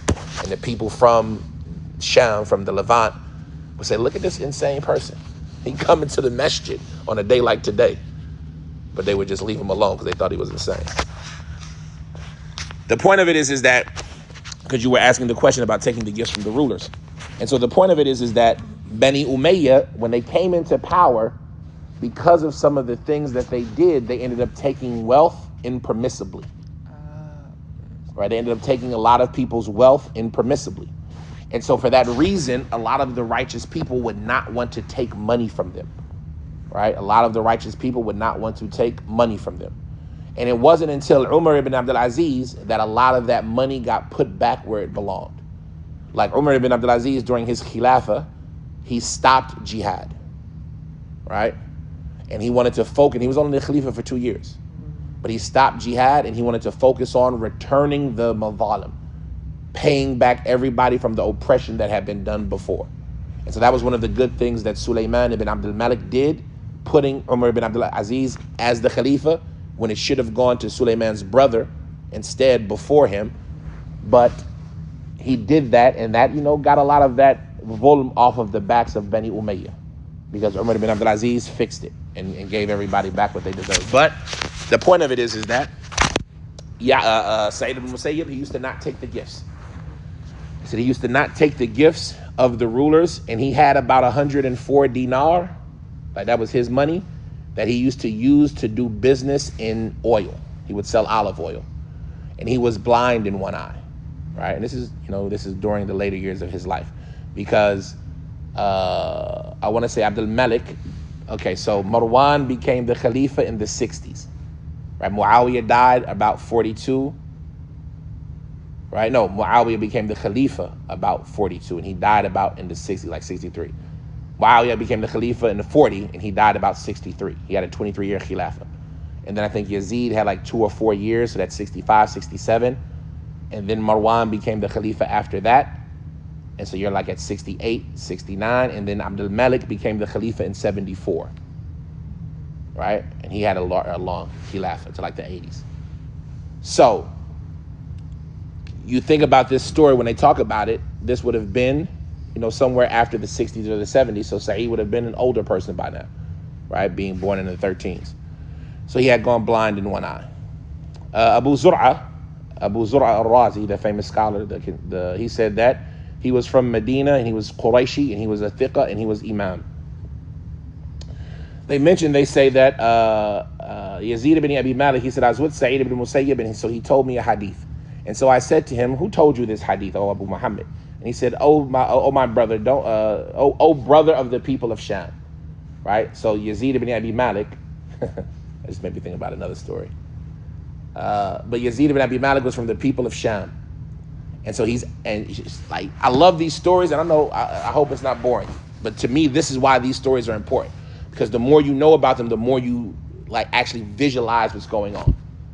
Sa'id ibn Musayyib, who you think he got a problem with? The people of Sham. They're the ones who came in and killed all the people in Medina. Like, people are going to be people. It's going to be like, imagine you went to Egypt and everybody in Egypt treated you bad. You're going to have in yourself a natural what? A natural dislike for the people of Egypt. Even though everybody in Egypt ain't treat you bad, and there's some good people in Egypt, it's just, I don't like Egypt. Okay, I went there and the people was bad. You see what I'm saying? So, you could imagine, even though still being righteous, still being fair, still teaching, righteous people from there, this person, Yazid ibn Abi Malik, he said, where did you get this hadith from? He said, oh brother of the people of Sham. Like, that's almost like a diss. You know what I mean? Like, I'm not, like, I could have called you nephew, I could have called you anything. Said, you one of them people, right? Oh brother of the people of Sham. Why are you questioning me about hadith? Right? Oh brother of the people of Sham. Take and don't ask. Just take what we're giving you and don't ask questions. Because we only take from reliable people. He said, and I heard my father saying, Yazid ibn Abi Malik, he said, I heard my father saying, Sa'id on Umar doesn't have a connected chain. But it's counted amongst the hadith that has a connected chain. And Yahya ibn Sa'id said about Malik that Sa'id ibn Musayyib didn't hear from Zayd ibn Thabit either. And Ali al-Madini, he said he didn't hear from Amr ibn al-As, and nor did he hear from Abdul Haq. Abdul Haq, he said, he also, Sa'id did not hear from Safwan ibn al-Mu'attal. Abu Hatim, the other person from Razi, he said that there's nobody amongst the Taabi'een who is more noble than Sa'id ibn Musayyib, and he is the most reliable of them in the hadith of Abi Hurairah. And this is because Sa'id ibn Musayyib was actually the son-in-law of Abu Hurairah. So he married Abu Hurairah's daughter. And he was the most knowledgeable person of the hadith of Abi Hurairah. And if we're going to talk about marrying daughters, we'll come to that. The story of Sa'id ibn Musayyib when he married his daughter, when he married off his daughter. He said that Muhammad ibn Yahya ibn Hibban, he said that he was more advanced in fatwa of the people of his time, and he was the scholar of all the scholars. And Makhul, he said he was the alim of all the ulama. And Ali ibn al-Hussein said that Ali ibn al-Hussein is Zayn al-Abidin, right? That scholar from the descendants of Hussein ibn Ali, right? He said that Sa'id ibn Musayyib is the most knowledgeable of people who have become advanced in narrations, and he's the most understanding and insightful as it comes to opinions. We mentioned the story of Maymun ibn Mihran. He said, I came to Medina and I asked who was the most knowledgeable person, so they all sent me to Sa'id ibn Musayyib. Al-Dhahabi, he says that, and this is in spite of the fact, Ja'far ibn Burqan. He said, this is in spite of the fact that he met Abu Hurairah and Ibn Abbas.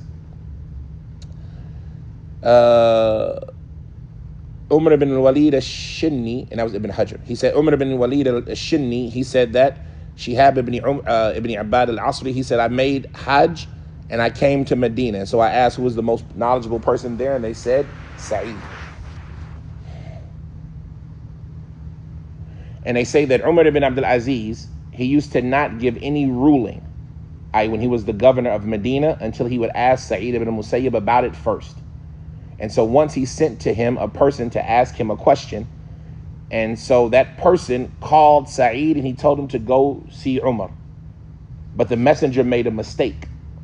And so when Sa'id went to go see Umar, he said the messenger was wrong. I told him to ask you this question where you were at, and I would have come to you. You see what I'm saying? Like, just showing the value that he had of this person. And he says that Umar, he said there's nobody in Medina, there's no scholar in Medina except they come to me with their knowledge. But I used to go to Sa'id to get his. He says, that's some of the quality of Sa'id, some of the statements of the people praising him and how great he was. So Umar learned from Sa'id? Umar ibn Abdul Aziz. I was about to say Umar ibn Abdul Aziz.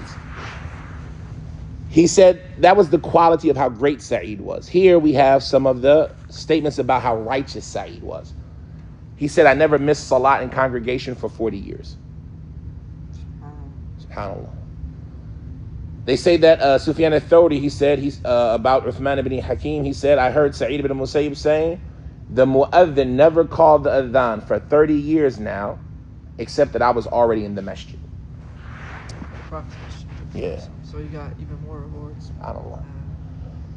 He said that Sa'id ibn Musayyib, he used to constantly fast. Yusri to Sawm. He would just always fast. And Abdul Rahman ibn Harmalah, he said, I heard Sa'id ibn Musayyib said, I made Hajj for 40 years. For 40 years, Hajj? Every year, Hajj? 40 years. He said that, Yahya ibn Sa'id, he said that Sa'id, he used to abundantly say, while he was sitting down in his gathering, Allahumma sallam sallam. This was one of the du'as that he used to make. Imran ibn Abdullah al-Khuzai, he said, Sa'id ibn Musayyib, he asked me something, so I sat up to do what he asked. And so he said, لَقَدْ جَلَسَ أَبُوكَ إِلَيَّ فِي خِلَافَةِ مُعَاوِيَةِ. So he told Imran ibn Abdullah al-Khuzai that your father, he sat with me during the khilafah of Muawiyah and he asked me. And he said, Salam. يقول عمران والله ما أراه مر على أذنه شيء قط إلا وعاه. He's just talking about how this should have been in the last section. This individual, Imran ibn Abdullah, he says that Sa'id ibn Musayyib asked me to do something, and so I got ready to go do it. He said, I remember your father was sitting with me during the khilafah of Muawiyah, and he gave me salams, or somebody gave the salams, whoever they're talking about. And so Imran is saying, I don't think Sa'id ever heard anything except that he memorized it. You remember that meeting when somebody gave you the salams over 20, 30 years ago? Like it's like that, just showing how precise his memory was. He said,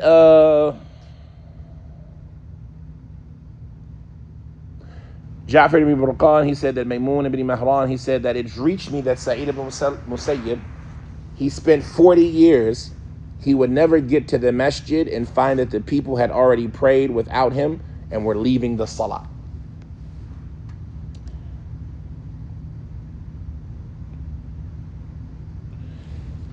We're going to talk about, here, we'll come back to this one. Let me take this one and put this one down here, because this one belongs down here.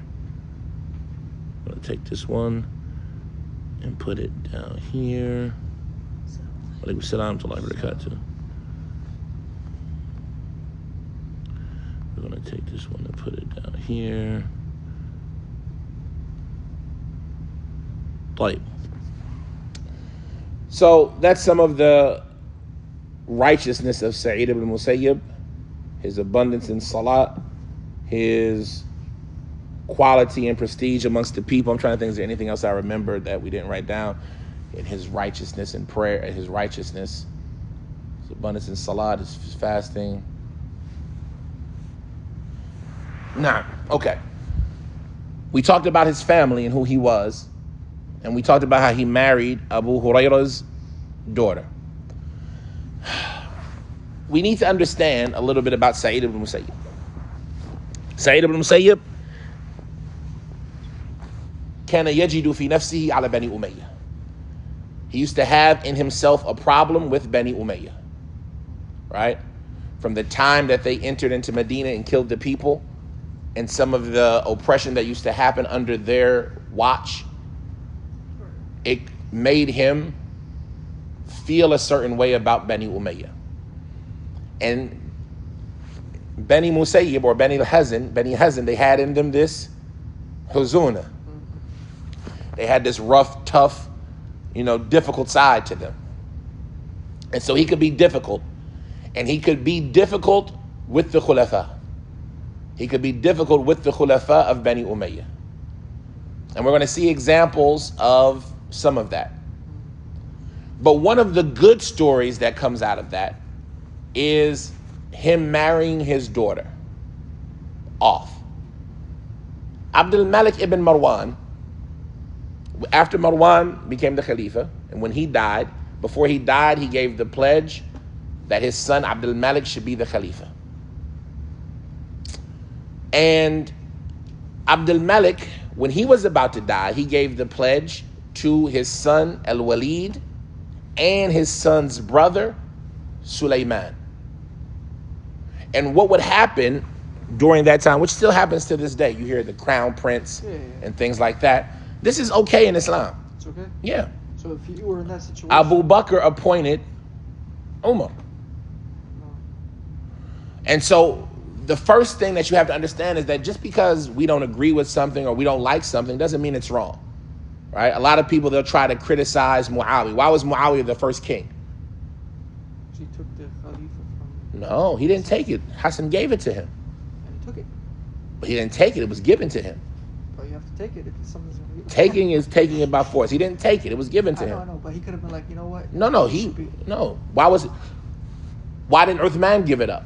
It was given to Uthman. Right. It was his responsibility. So he was a Khalifa to Rashid. Right. Why wasn't Muawiyah included in the Khulafa al-Rashidun? Why is he considered the first king? Is he from Quraysh? That was only 30 years. Well, yeah, but why? What's the difference? Was he a Sahabi? Yes. Was he irrighteous?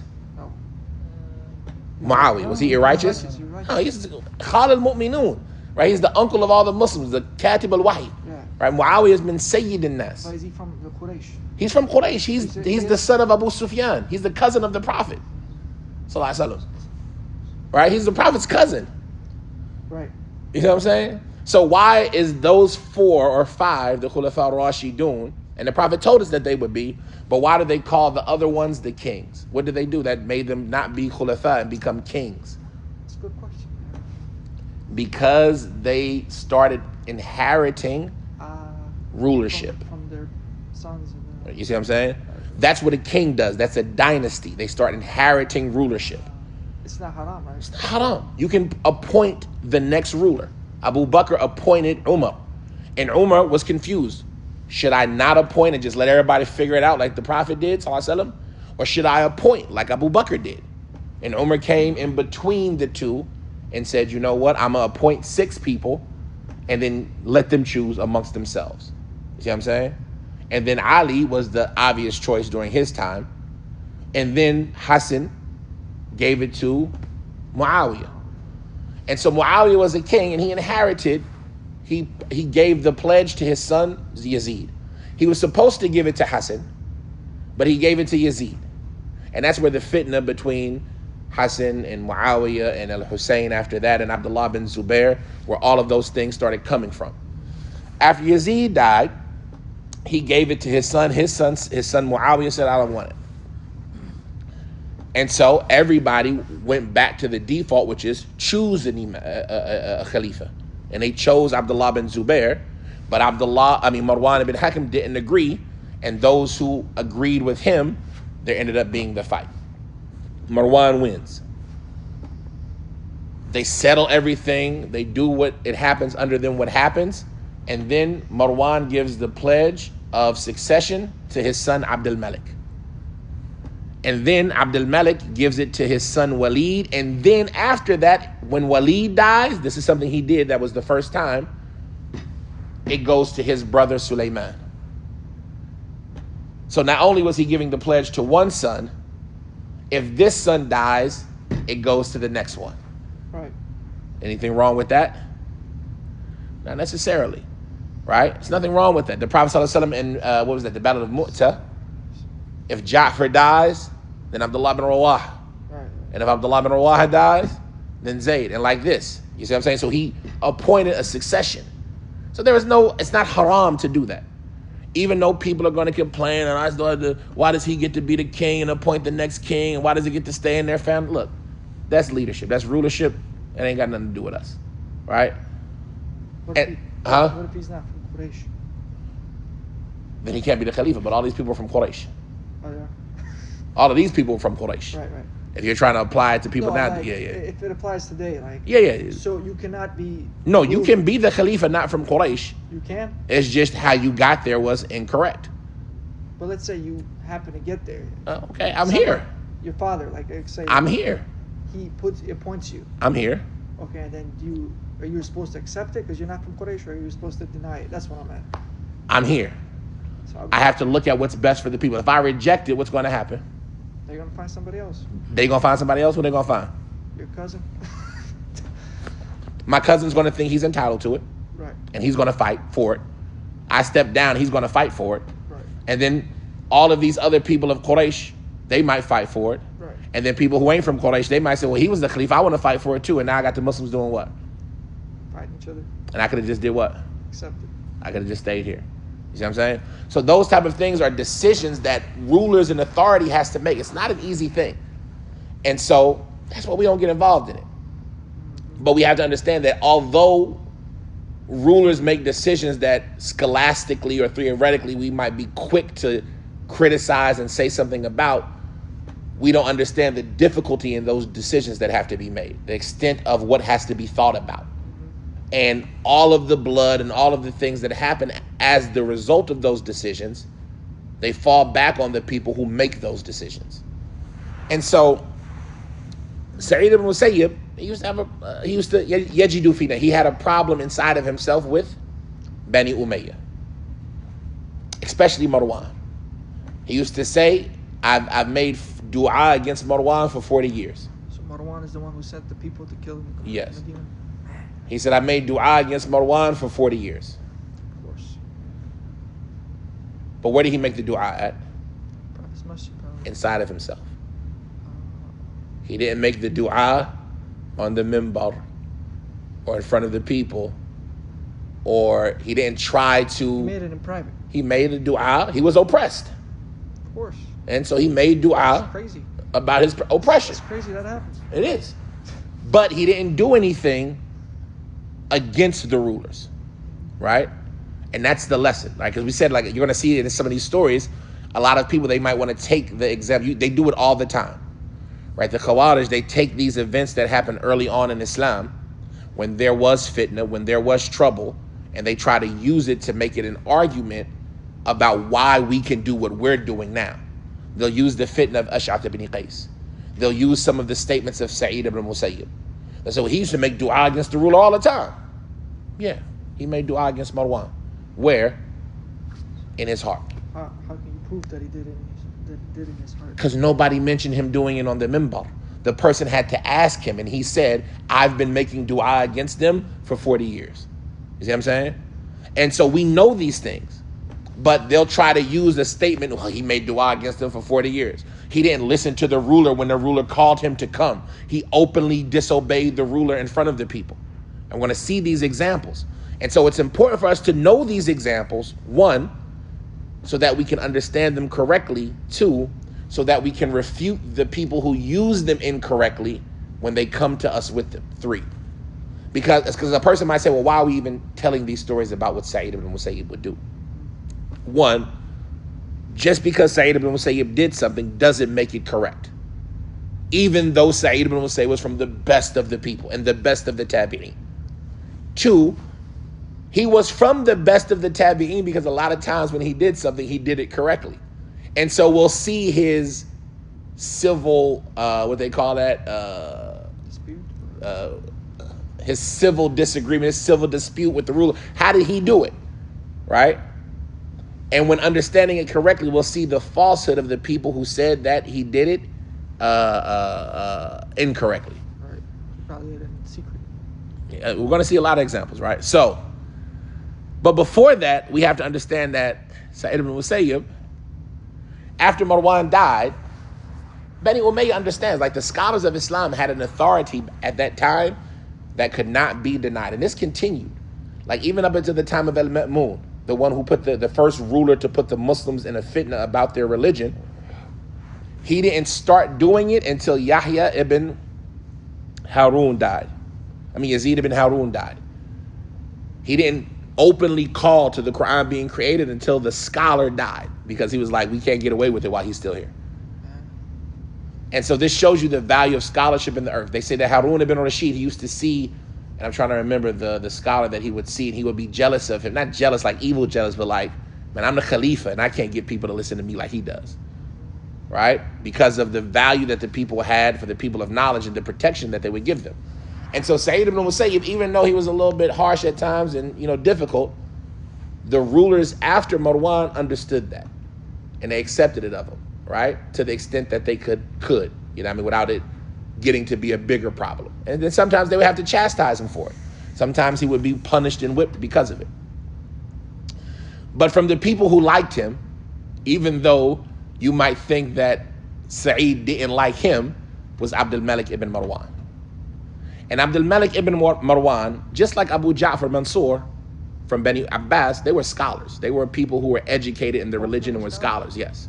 Abu Ja'far Mansur was a scholar. He told Imam Malik, there's no scholars left on the earth except you and me. And I'm busy with being the Khalifa. So why don't you write a book to teach the people? And Abdul Malik ibn Marwan, right? These people grew up in Medina. Grew up amongst the Sahaba. You see what I'm saying? Like, a lot of times the people who will like badmouth them and talk about them, they want you to forget these things. Like, Marwan was the governor of Medina. Some of them say he was a Sahabi. You see what I'm saying? You think he don't know? His family are Sahaba. He comes from Abu Sufyan. You see what I'm saying? Bani Umayyah. They were the chiefs of Quraysh during their time. So, Abdul Malik, even though Sa'id could be difficult to him, he still liked Sa'id. One time after Sa'id was difficult, and some of Abdul Malik's representatives had him beat, as we'll read later, because of his difficulty, Abdul Malik was like, why y'all do that? Y'all shouldn't have did that. We ain't got no problems with Sa'id. And instead, y'all should have tried to connect his family. Y'all should have been nice to him and his family. Out of his desire to connect the family, he wanted to have Sa'id's daughter marry his son, al-Walid, who ended up becoming the next Khalifa. That would have been a prestige. Your daughter is married to the Khalifa. Right. That means your family, It's royalty. And so Sa'id ibn Musayyib, he refused. He said no. And he ended up marrying his daughter to one of his students for 2 dirham. Right? And so what is that story? Because that story is a lovely story. They say that Al-Hasan ibn Abdul Aziz, he said that Bamra ibn Rabi'ah, he wrote to me about Ibrahim ibn Abdullah al-Kinani, that Sa'id ibn Musayyib, he married off his daughter for 2 dirham. And Sa'id ibn Mansur, the famous scholar, he said that Muslim al-Zanji, the famous scholar, said about Yasar ibn Abdul Rahman, about Sa'id ibn Musayyib, that he married his daughter off for 2 dirham to his nephew. Abu Bakr ibn Abi Dawood, he said that the daughter of Sa'id ibn Musayyib was proposed to by Abdul Malik on behalf of his son, al-Walid. But he refused to marry him to her. And so Abdul Malik, he didn't stop planning on how to get Sa'id's daughter to marry his son until the events ended up with Sa'id being beat 100 times, 100 lashes on a cold day, and having a pitcher of water poured on his wounds, and he was given a woolen garment to wear. Abdul Malik is the one The Khalifa. after Marwan. After Marwan's son. Yeah. Abdul Marwan Malik is the ibn... one who ordered the killing. Yes. And then Abdul Malik is his son. Okay. But Abdul Malik was a good Khalifa for a lot of intents and purposes. He did a lot of good things. Abdul Malik was a good Khalifa who did a lot of good things. And you say he was a scholar also? He was a scholar, yeah. And this story that they're talking about, it's not because he didn't have him beat because of his daughter. He had him beat because of something else. But they're just saying that the events continue with him constantly pressuring him to get him to marry his daughter until, okay, we beat you. I know you're not gonna marry your daughter now. See what I'm saying? So what's the story of his daughter? This is the story. He says, they mentioned the chain up to Ataf ibn Khalid, who said that Abdurrahman ibn Harmala, he said that Ibn Abi Wada'a, whose name was Kathir ibn Abi Wada'a, he says, I used to sit with Sa'id ibn al-Musayyib. He was one of his students. فَفَقَدَنِي أَيَّامًا. And so I didn't see him some days. For a certain amount of days, I didn't see him. I'm sorry. He didn't see me for some days. For a couple of days, I didn't see him. He didn't see me, right? I didn't go to class. So when I finally came, he said, where were you? And I said, some of my family has passed away, and so I was busy with this. Kathir ibn Abi Wada, he said, my family members died. I had to take care of their funeral arrangements. So Sa'id, he says, you should have told me. I would have witnessed their funeral along with you. Right? A good example of a teacher loving his students. He said that, so Sa'id said to me, have you ever, been with a woman? You ever been with a woman? That's what it says? Yeah. هل استحدثت امرأة? You ever broke your hadith with a woman? You ever had the pleasure of a woman? And so I said, may Allah have mercy on you. And who's going to marry me, their daughter? I don't own anything except 2 dirham or 3 dirham. I heard this before. And so he said, I'll marry you my daughter. And so I said to him, will you really marry her to me? And he said, yes. ثُمَّ تُحْمَدْ. He said, and then after you marry her, everybody will praise you now. Right? وَصَلَّى عَلَى النَّبِي صَلَى اللَّهُ عَلَيْهِ وَسَلَّمْ. And he offered salat upon the Prophet, and he married me to his daughter for 2 dirham, or 3. And so I stood up, and I didn't know what I was going to do because of how happy I was. قُمْتُ وَلَا أَدْرِي مَا أَصْنَعْ مِنَ الْفَرَحِ. I remember this. They were saying about his daughter, she was like teaching her to not want the dunya. Yes. He taught his daughter well. Yeah. And so, فَصِرْتُ إِلَى مَنْزِلِي. So he says, Kathir ibn Abi Wada', he says, so I went home, and I began to think about who could I borrow some money from. I'm married, I need to borrow some money. I started to think about who could I borrow some money from, and I prayed Maghrib. I went to the masjid and prayed Maghrib.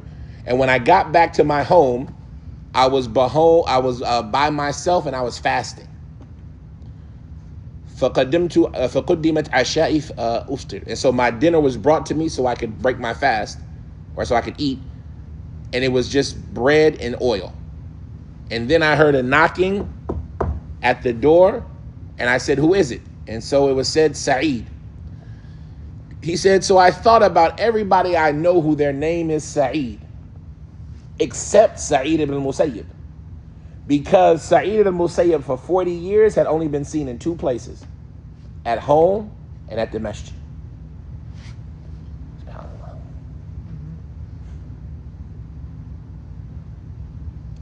He said, so I went, and when I opened it, it was Sa'id. And so I thought he had came because he had come to his senses. I thought he had come because he had come to his senses. I told you earlier I'd marry you, but, I can't do that. Like, I'm sorry. It was a mistake. I talked to her. She doesn't want to, whatever, Yeah. I thought, something had happened. And so I said to him, oh, Abu Muhammad, why didn't you send for me? I'd have came to you. And he said, no, you have more right that people come to you. Indeed, you are a person who is azab. You never experienced it before. Right, he's Right? a bachelor. He's a bachelor. He's not a bachelor. He's an azim. He hasn't had it before. And you're married now. And so I dislike that you spend the night, one night, without your woman with you. I dislike that you spend one night now that you're married without your woman with you, right? And so there she was standing behind him, just as tall as he was. MashaAllah. And if I'm not mistaken, I can't remember if it's her or the daughter of Ibn Sirin, but I think it's her. But they say she was beautiful.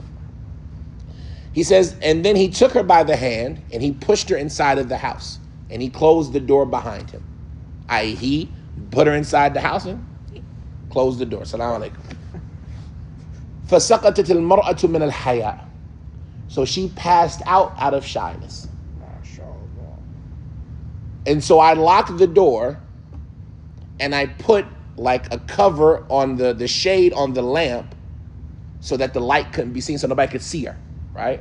She's passed out on the floor. I don't want somebody thinking, right? I concealed her situation. Right.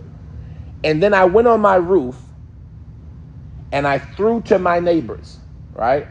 I rang their bell by throwing rocks at my neighbor's door, right? From the roof. Right. And so they came and said, what's up? What's wrong with you? And so I told them what happened. So they all came down and the news had reached my mother. And so this is the same day, just got married in one day. Your mama don't know yet. And so she came and she said, my face will be haram to your face if you touch this girl before I can fix her up pretty. And so she took her for 3 days. And I wasn't able to be with her for 3 days, basically, right? And then when she finally came back upon me, and she entered the home, and she was the most beautiful of people, and the most knowledgeable of people about the book of Allah, and the most knowledgeable of them about the sunnah of the messenger of Allah, sallallahu alaihi wasallam, and the most aware of them about the rights of her husband. And that's the one right there. That third one is the one. Kitab Allah, mashallah. Sunnah Muhammad, mashallah. But a lot of times you might get a sister who knows the book and knows the sunnah, fatatarafa. Right? She becomes higher than you. But this one, no. And she was the most aware about the rights of the husband. That's the trio right there. But having the kitab and the sunnah has to accompany that too. No, it doesn't have to accompany Why that. not? People are people. That you can know the sunnah and know the Quran and still have a sense. It could make you feel elevated. It could make you feel, well, I know this hadith better than you, so I mean, come on, what you talking about? You see what I'm saying? It could make you feel, I want to worship Allah here. I want to make salat here instead of listening to my husband. That's not the right way to do it, though. Unless I have a proof that says that this is better to me. Obeying her husband. Unless I have a proof, or you see what I'm saying? When you have that knowledge, it can make you see things differently. Instead of having the humbleness to just say, okay. You see what I'm saying? Like, I remember our teacher used to tell us when we first went to school, the ulama are on the edge of the hellfire. Because they have the knowledge that you can find ways to, and I don't really want to use the word debate, but like argue your position. You see what I'm saying? And justify things to yourself. You'll find a way to justify to yourself that which the common person would never justify. Because the common person just says, well, the Prophet said it. Khalas. But the person with knowledge will say, well, the Prophet said it, but if you look at this hadith and carry that one and push this one over here, and you'll see that this was an example and this was an exception, and so it's okay now. You see what I'm saying? And it doesn't mean that you're being evil. It's just knowledge opens those things up. You are more aware. That hadith that you think is 100% authentic, I know it's not. You see what I'm saying? Washing your container out 7 times, one of them with dirt. If a dog lived in your container, what would you do? You would do it, right? No questions asked, right? But then somebody who has knowledge, they say, oh, this hadith is muttalab this week. Abu Hurairah didn't used to do it. And so that you find them, they might not do it.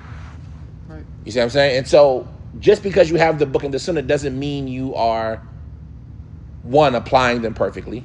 2, it doesn't mean you're applying them in a way that's going to be conducive to the one who has a right over you. Sa'id ibn al-Musayyib, he didn't know the Quran and the Sunnah. He was still a little difficult with the ruler. You see what I'm saying? And so that third one is the one that makes the difference. You see what I'm saying? To know the rights of the husband, because even with doing the rights of the husband, and this is something that as a husband, I'm sure you'll experience, hopefully you won't experience anytime, but a lot of husbands experience, it's not just doing it, it's doing it with a smile.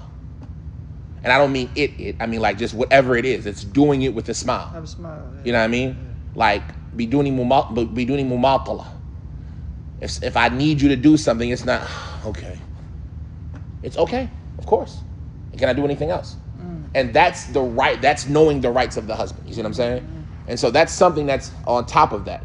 They mention in a different place, not here, but that's why I say I can't remember if it's her or Ibn Sirin's daughter, that when he got ready to go to the masjid the next day, she said, where you going?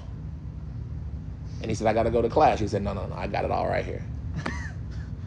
Because she was just as knowledgeable as her father. But I think that might be Ibn Sirin's daughter. Yeah. But, so he said she was the most knowledgeable woman about the book of Allah and about the sunnah of the messenger and about the rights of the husband. He said, and so I stayed with her for a month. No 7 days. He said, I stayed with her for a month and I would not go to Sa'id ibn Musayyib. For a month, I wasn't going to class. You have to get it out. Not even, she's beautiful. She's knowledgeable. It's a new relationship. We're building. I'm enjoying her company. She's enjoying mine. Yeah. I still went to the masjid. I just wasn't going to class. Right? SubhanAllah. He said, so I stayed with her for a month and I would not go to Sa'id ibn Musayyib. And then I finally went to him and he was in his halaqah. He was in his class. And so I gave them the salams and he returned the salams to me, but he didn't talk to me until he was done with class. Right? I just like little bitty details like that. Because if you don't read these things, you'll get offended when somebody does something because you don't know what they're doing. You remember the last week, the brother came in during class, right? You remember last week the brother came in during class? The African-American brother, a new guy, and you could tell he was new, and he's talking and wanting people to respond to him. And you give them the salams and you go back to class. If you don't know any better, you think, oh, they rude. They don't what they doing. You see what I'm saying? And alhamdulillah, the one brother went up and talked to him and explained to him. But that's what class is. You don't cut off class like that. You see what I'm saying? Mm-hmm. Class has a value and an honor. So this is his son who he hasn't seen in a month, who's married to his daughter now, comes to give him a salam, coming late to class, right? He's already in class. And then he don't talk to you. How do you think he feel? Like, man, maybe he mad at me. Maybe, it's been a month. Maybe I haven't showed up and he's like, man, did I make a mistake? SubhanAllah, man, this salaf is something else. So he said, so I gave him the salams and he gave me the salams back, but then he didn't talk to me until he was done with his gathering. And so when there was nobody left in the gathering besides me, meaning everybody's leaving, and that's etiquette. Like that's etiquette. I want to talk to him. He's in class. Okay, I'm not going to get up and leave after class. Like, I'm going to sit and wait until I have an opportunity for him. And because you know Sa'id ibn Musayyib, where he been at for the last 40 years? My shit house. I know he ain't going nowhere. I can let everybody get their thing off, ask whatever questions, whatever's going on, because I know he's going to be here afterwards. So when there was nobody left in the gathering besides me, he said to me, what's up with the man? Ma halu dhalika al-insan. What's going on with the guy? What's going on with the man? I mean, like, it was just them two? It was just them two in the masjid left. But like, the thing that's even amazing to me is like the way he's talking. Like, he's talking the way we talk in like our slang, like their Arabic, their classical Arabic, which was just their day-to-day Arabic, is like how we talk. What's good with you, guy? What's going on with the guy? What's up? You know, like the ways that we talk. That's the man. What's my halu dhalika al-insan? What's going on with that guy over there? Right? And so I said to him, Khair ya Aba Muhammad. I'm good, O Abu Muhammad. Ala ma yuhibbu as-sadiq wa yakrahu al-adu. In a way that my friends love and my enemies hate.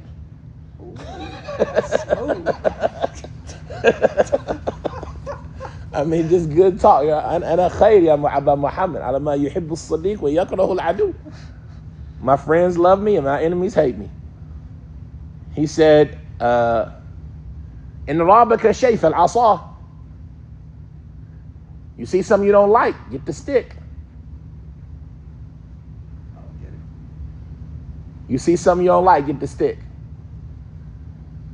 Hit it. If she does something you don't like, you feel free to beat her. Okay. And Rabbaka Shayf al-Asa. You see something she don't like, get the stick. Oh, sure. You don't hear that nowadays. You won't hear that nowadays. I told myself. You did what? I told myself I have, like, if I marry my daughters, when I marry my daughters, inshallah, the only condition I have is that don't beat them. If they give you a problem, let me beat them. Just call me, I'll come over, I'll beat them for you. But just don't beat us. That's hard to do. That's not easy. It's not easy. You don't hear that. But he said, "In Rabbika Shayf al-Asa." If something gets on you, then the stick. فَانْصَرَفْتُ إِلَى مَنْزِلِي. He said, so I went back home, and he sent me 20,000 silver coins. Allahu Akbar. Sure. You know what I mean? They mention the story that says that Abu Bakr ibn Abi Dawood was the son of Abi Wada'a, and he was Kathir ibn al-Muttalib ibn Abi Wada'a.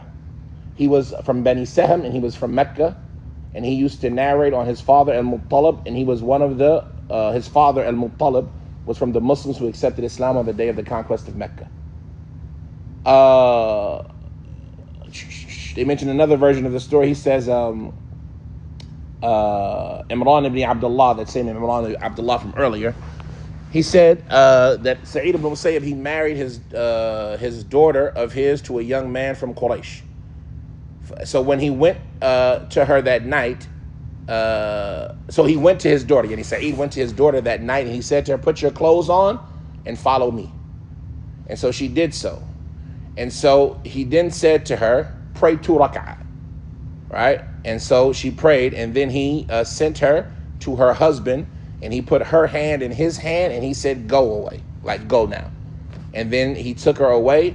And so when that person's mother saw him, she said to him, who is this? And he said, this is my woman, this is my new wife. And she said, my face is haram on your face if you touch this girl before I can make her pretty, from the most prettiest of women of Quraysh. And so she made her pretty, and then he built with her. So that's the story of Sa'id with his daughter and her daughter's son. But I want to finish it up. So if y'all need to go, but I want to finish it up. He says, from the things that they mentioned about Sa'id is his interpretation of dreams. We won't talk too much about that. It's just him interpreting dreams and some of the dreams that he was able to interpret for different people. Were they correct? Huh? Were they correct? Yeah. So, for example, he had a dream. I'll just paraphrase. He had a dream where somebody came to him and said, I saw a dream where Abdul Malik ibn Marwan, he said I had a dream that I was out wrestled, and then Abdul Malik ibn Marwan, it grew from his back 4 stems. Stems? Like 4 sticks or 4 stems. And he said, that wasn't your dream. He said, yes, it was. He said, Wallahi, you going to tell me who it was, or I'm going to tell you who it was? He said, okay, it was Abdullah bin Zubair. He said, yeah. If his dream was true, then that means that Abdul Malik ibn Marwan is going to kill him, and then there's going to be 4 khulafa from the children of Abdul Malik ibn Marwan. And so that person who had asked him about the dream, he says, I went to and I told Abdul Malik ibn Marwan about the dream and about what Sa'id ibn Musayyib said, and he was delighted by that. Right? Yeah, Abdul Malik ibn Marwan. It made him happy. And he said he paid off all my debts, right? And, let me go, and he was happy by that news. And said, what did he say? He said, right? That was an example. He said, another man said, I saw myself peeing in my hands in my dream. He said, if that's true, then you're married to your relative. You're married to somebody who you shouldn't be married to. Shouldn't be married. Yeah, like a mahram. He said, so when I looked, I found out that one of my wives was my sister from breastfeeding. Ooh, okay. He said, I saw another one. Does he use the Quran and Sunnah to interpret that, or does he just use it by skill? So they say he learned the interpreting of dreams from Asma bint Abi Bakr, and she learned it from Abu Bakr. Interpreting dreams is a skill. Okay. And it's not necessarily teachable, but there are some things that they teach. But one of the things that they teach is that, one, you have to know your language, and you have to know your culture, right? Because right? You might see something in a dream, and you might see a person, but his name is the meaning of what you should be paying attention to, not the person himself. So like you see a person in your dream named Salim, and he smacks you, right? Salim smacked me in my dream. You might be thinking, okay, well, I got a problem with Salim. Me and Salim need to figure something out. And what it really is that peace is going to hit you soon. You see what I'm saying? Peace is going to come to you, right? Or peace is going to, you see what I'm saying? Because his name is Salim. And so those are some of the techniques that you got to know. The Quran has a role to play in it also. Knowing the Quran, knowing the Sunnah, knowing how Allah communicates with his slaves, right? But yeah, so there's a science to it, but it's hard to be taught. But, certain things of it can be taught. And from the people who were really good in it as well was Muhammad ibn Sirin. He was really good in it as well. Since that's the case, let's see. He says, a man came to him and said, Abdul Malik ibn Marwan, he came, he took me, and he wrestled me down to the ground, and he slaughtered me, and then I saw 4 pegs come out of his back. He said, if what you're saying is true, then I'm informing, yeah, that's the story we talked about Zubair, right? He said, if what you're saying is true, then Abdul Malik is going to beat him, and then he's going to have 4 successors after him. Another example was, he says, I saw myself urinate. He says, I saw Abdul Malik ibn Marwan urinating, facing in the direction of the Qibla of the Prophet's masjid. I saw Abdul Malik ibn Marwan standing at the front of the Prophet's masjid peeing. And he says, if what you're saying is true, then Abdul Malik is going to have 4 sons that come from his loins that are going to be in charge of the Muslims, right? He said he saw him peeing 4 times. I seen Abdul Malik in my dream standing in the Prophet's masjid at the front of it peeing 4 times. He said, what you're saying is true, that he's going to have 4 children that come from his loins that will all be khulafa, right? They will come out of him and they will be where? In the front of the Muslims. He says, a person said, I said to Sa'id, I saw myself that all my teeth had fallen out into my hands. They mentioned this on Sufyan ibn Uyayna too. Some of them say that Sufyan ibn Uyayna had the same dream. He said, I saw myself that my teeth had fallen out into my hands. And so I took them and buried them. He said, if your dream is true, then you're going to bury all of your contemporaries. All of your friends who are in your same age group, the same sin as you, you'll bury them all, right? Sin, and also means the same age. Okay. So he saw all of his teeth fall out and he buried them, i.e. all of your contemporaries are going to die before you and you're going to bury them. He said, mention that one. This is a good story. Oh, no, that's not the story, but there's a good story coming.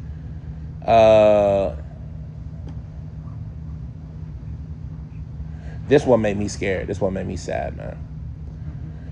It says, a man said, I said, oh, Abu Muhammad, I saw in a dream as if I was coming out of the darkness, out of the shade, and sitting in the sun. And so he said to him, if your dream is correct, then you're going to leave Islam. He said, oh, Abu Muhammad, I said, I saw myself coming out until I sat in the sun, right? Because, Islam takes you out of the darkness into the light. Right? I said, I left the darkness and went into the sun. Why are you telling me I'm going to leave Islam? He said, you will be forced into kufr. And that individual, he said, I was imprisoned and I was forced to commit kufr. And then, alhamdulillah, I returned back. And he said, I used to tell everybody about, what had happened in Medina when I talked to Sa'id about it. He told me it was going to happen, and it happened. May Allah keep us safe and firm on Islam. A person said, al-Musayyib, I see myself entering into the fire. He said, you won't die until you ride on a ship. And then you will die, you will be murdered, or you'll be executed, right? You'll be slain. And so that person, he rode on the ship, and then until he was about to die, and he died on the day of Qadid, which was one of the battles. He said, طيب.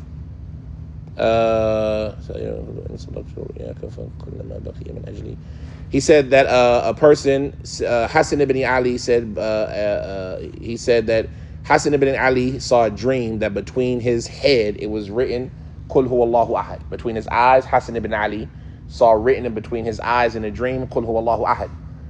And so that made him happy. And so he told his family about it. And so they all told Sa'id ibn Musayyib about it. And he said, if his dream is true, then he's about to die soon. And Hassan ibn Ali, he only lived, a short time after that.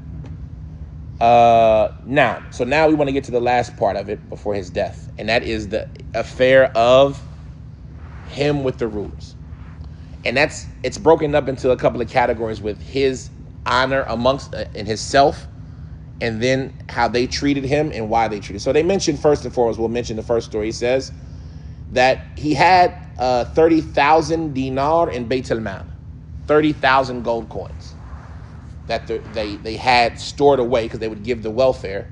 He had 30,000 gold coins in Bayt al-Mal as his welfare that he was supposed to be given, and he didn't accept any of it.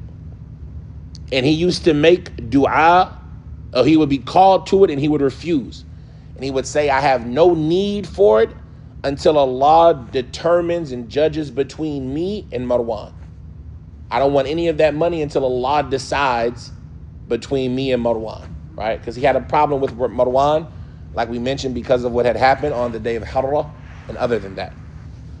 And so this is where that animosity kind of started from. And so it's reasonable to understand how a person can feel that way. A person comes and does this traumatic event, and I'm not giving it justice, the gravity of the event and the evilness of the event and the amount of people that were killed during that event. It's only natural that a person would feel a way about it, and it was oppression. But the people who would use that to prove the permissibility of overthrowing the rulers, they're missing two things. One, what did the Prophet say? Listen and obey even if they beat you and take your money. Right? They did that. And the people still did what? Listened and obeyed. And then to use Sa'id ibn Musayyib as an argument, what thing did Sa'id ibn Musayyib never do? Rebel. Never rebelled. So if Sa'id ibn Musayyib could be there during that time, suffering those events, and never once rebelled, who has the right to rebel in this day and age? Right? Who has the right to do something against the rulers in this day and age? When these are the rulers they killed in the Prophet's masjid in Medina. When these are from the rulers, those who destroyed the Kaaba with a catapult. Right? Fighting against the Muslims in Mecca. Killed so many Sahaba and Taabi'een. And they didn't deserve to get revolted on because of that. Why are people justifying to themselves to revolt against Saudi, against Kuwait, against this country, against that country? Right? So that's the foolishness that you see that the people who try to use these arguments. And it shows that the majority of the people who have those arguments, their argument is from the sake of jealousy and a desire for the dunya. They want the chair, they want the position, they want to control the money, the wealth. They got this oil money, we should have the oil money, X, Y, and Z. Sa'id ibn Musayyib, what did he not want from the rulers? Gifts. I didn't want your money. 30,000 dinar, how much is that? Like these numbers we hear about them, we don't understand how much they are. We just hear 30,000 gold coins. Oh, that's a lot of money. How much money is it? How much is one gold coin today? How much is a dinar? You have to, as a Muslim, know how much a dinar is. A dinar is 4.25 grams, a mithqal. That is an Islamic measurement that so many things are connected to that. As a Muslim, you have to memorize that. A dinar is 4.25 grams. And a dirham is 7/10 of that, right? So 2.95 grams. These are Islamic numbers that rules are made off of this. A dinar is 4.25 grams of gold. Gold today, or the last time I checked, which is probably like 2 weeks ago, 3 weeks ago, gold was $100 a gram. A little bit more, a little bit less. We'll just say 100. So that means 1 dinar is how much money? What is that, $425 times 30,000. 425 times 1,000 is 40,250. and then times that times 30. 425 times 30,000. 430,000. 400 times 30,000. 425 times 30,000. 425. 425 times 30,000. 425 times 30,000. Times 30,000. 3 and 6 zeros, or 3 and 5 zeros. $12,750,000. $750,000. $12,750,000. That's how much money he had in the reserves for himself, just sitting there waiting. You see what I'm saying? And that's before you consider like the difference of the value of it back then versus the value of it today. When our parents were young, or our grandparents were young, they could buy a loaf of bread for a nickel, right? And so now do that math, comparing 12 million back then isn't the same as 12 million today. But he had $12,750,000. Just wait, I don't want none of it. Didn't take any of it. But we can overthrow the rulers because look at how they spend the money of the Muslims. He said they mentioned from the affairs of him and avoiding the dunya that was with the rulers.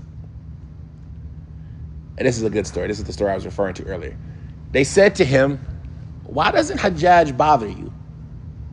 Hajjaj ibn Yusuf al-Thaqafi was known for his harshness and roughness and his difficulty on the people and his killing of people and of the Sahaba and the Taabi'een. And from the people he did not bother was Sa'id ibn al-Musayyib, in spite of Sa'id ibn al-Musayyib being what? Rude and difficult, right? They said to him, why doesn't Hajjaj ibn Yusuf ever send for you? And why doesn't he ever make you leave Medina? Why does he ever do anything to you? And he doesn't bother you at all. He said, I don't know. La adri. Maybe, the only thing I do know is that one day him and his father entered the masjid. And he offered salat, but he wasn't making ruku or sujood good. And so I took a handful of rocks and I threw them at him while he was in salat. This is before he's, the ruler or the governor of Medina. Him and his dad entered the masjid one day and he didn't know how to pray. He wasn't making ruku or sujood good. So I took a handful of rocks and I threw them at him. And Hajjaj claims that he's never prayed bad since. Right? He learned the lesson. He got hit with them rocks and was like, oh, I need to tighten this up. And so maybe Hajjaj had that respect for him because of him throwing them rocks at him, making him pray good. He says,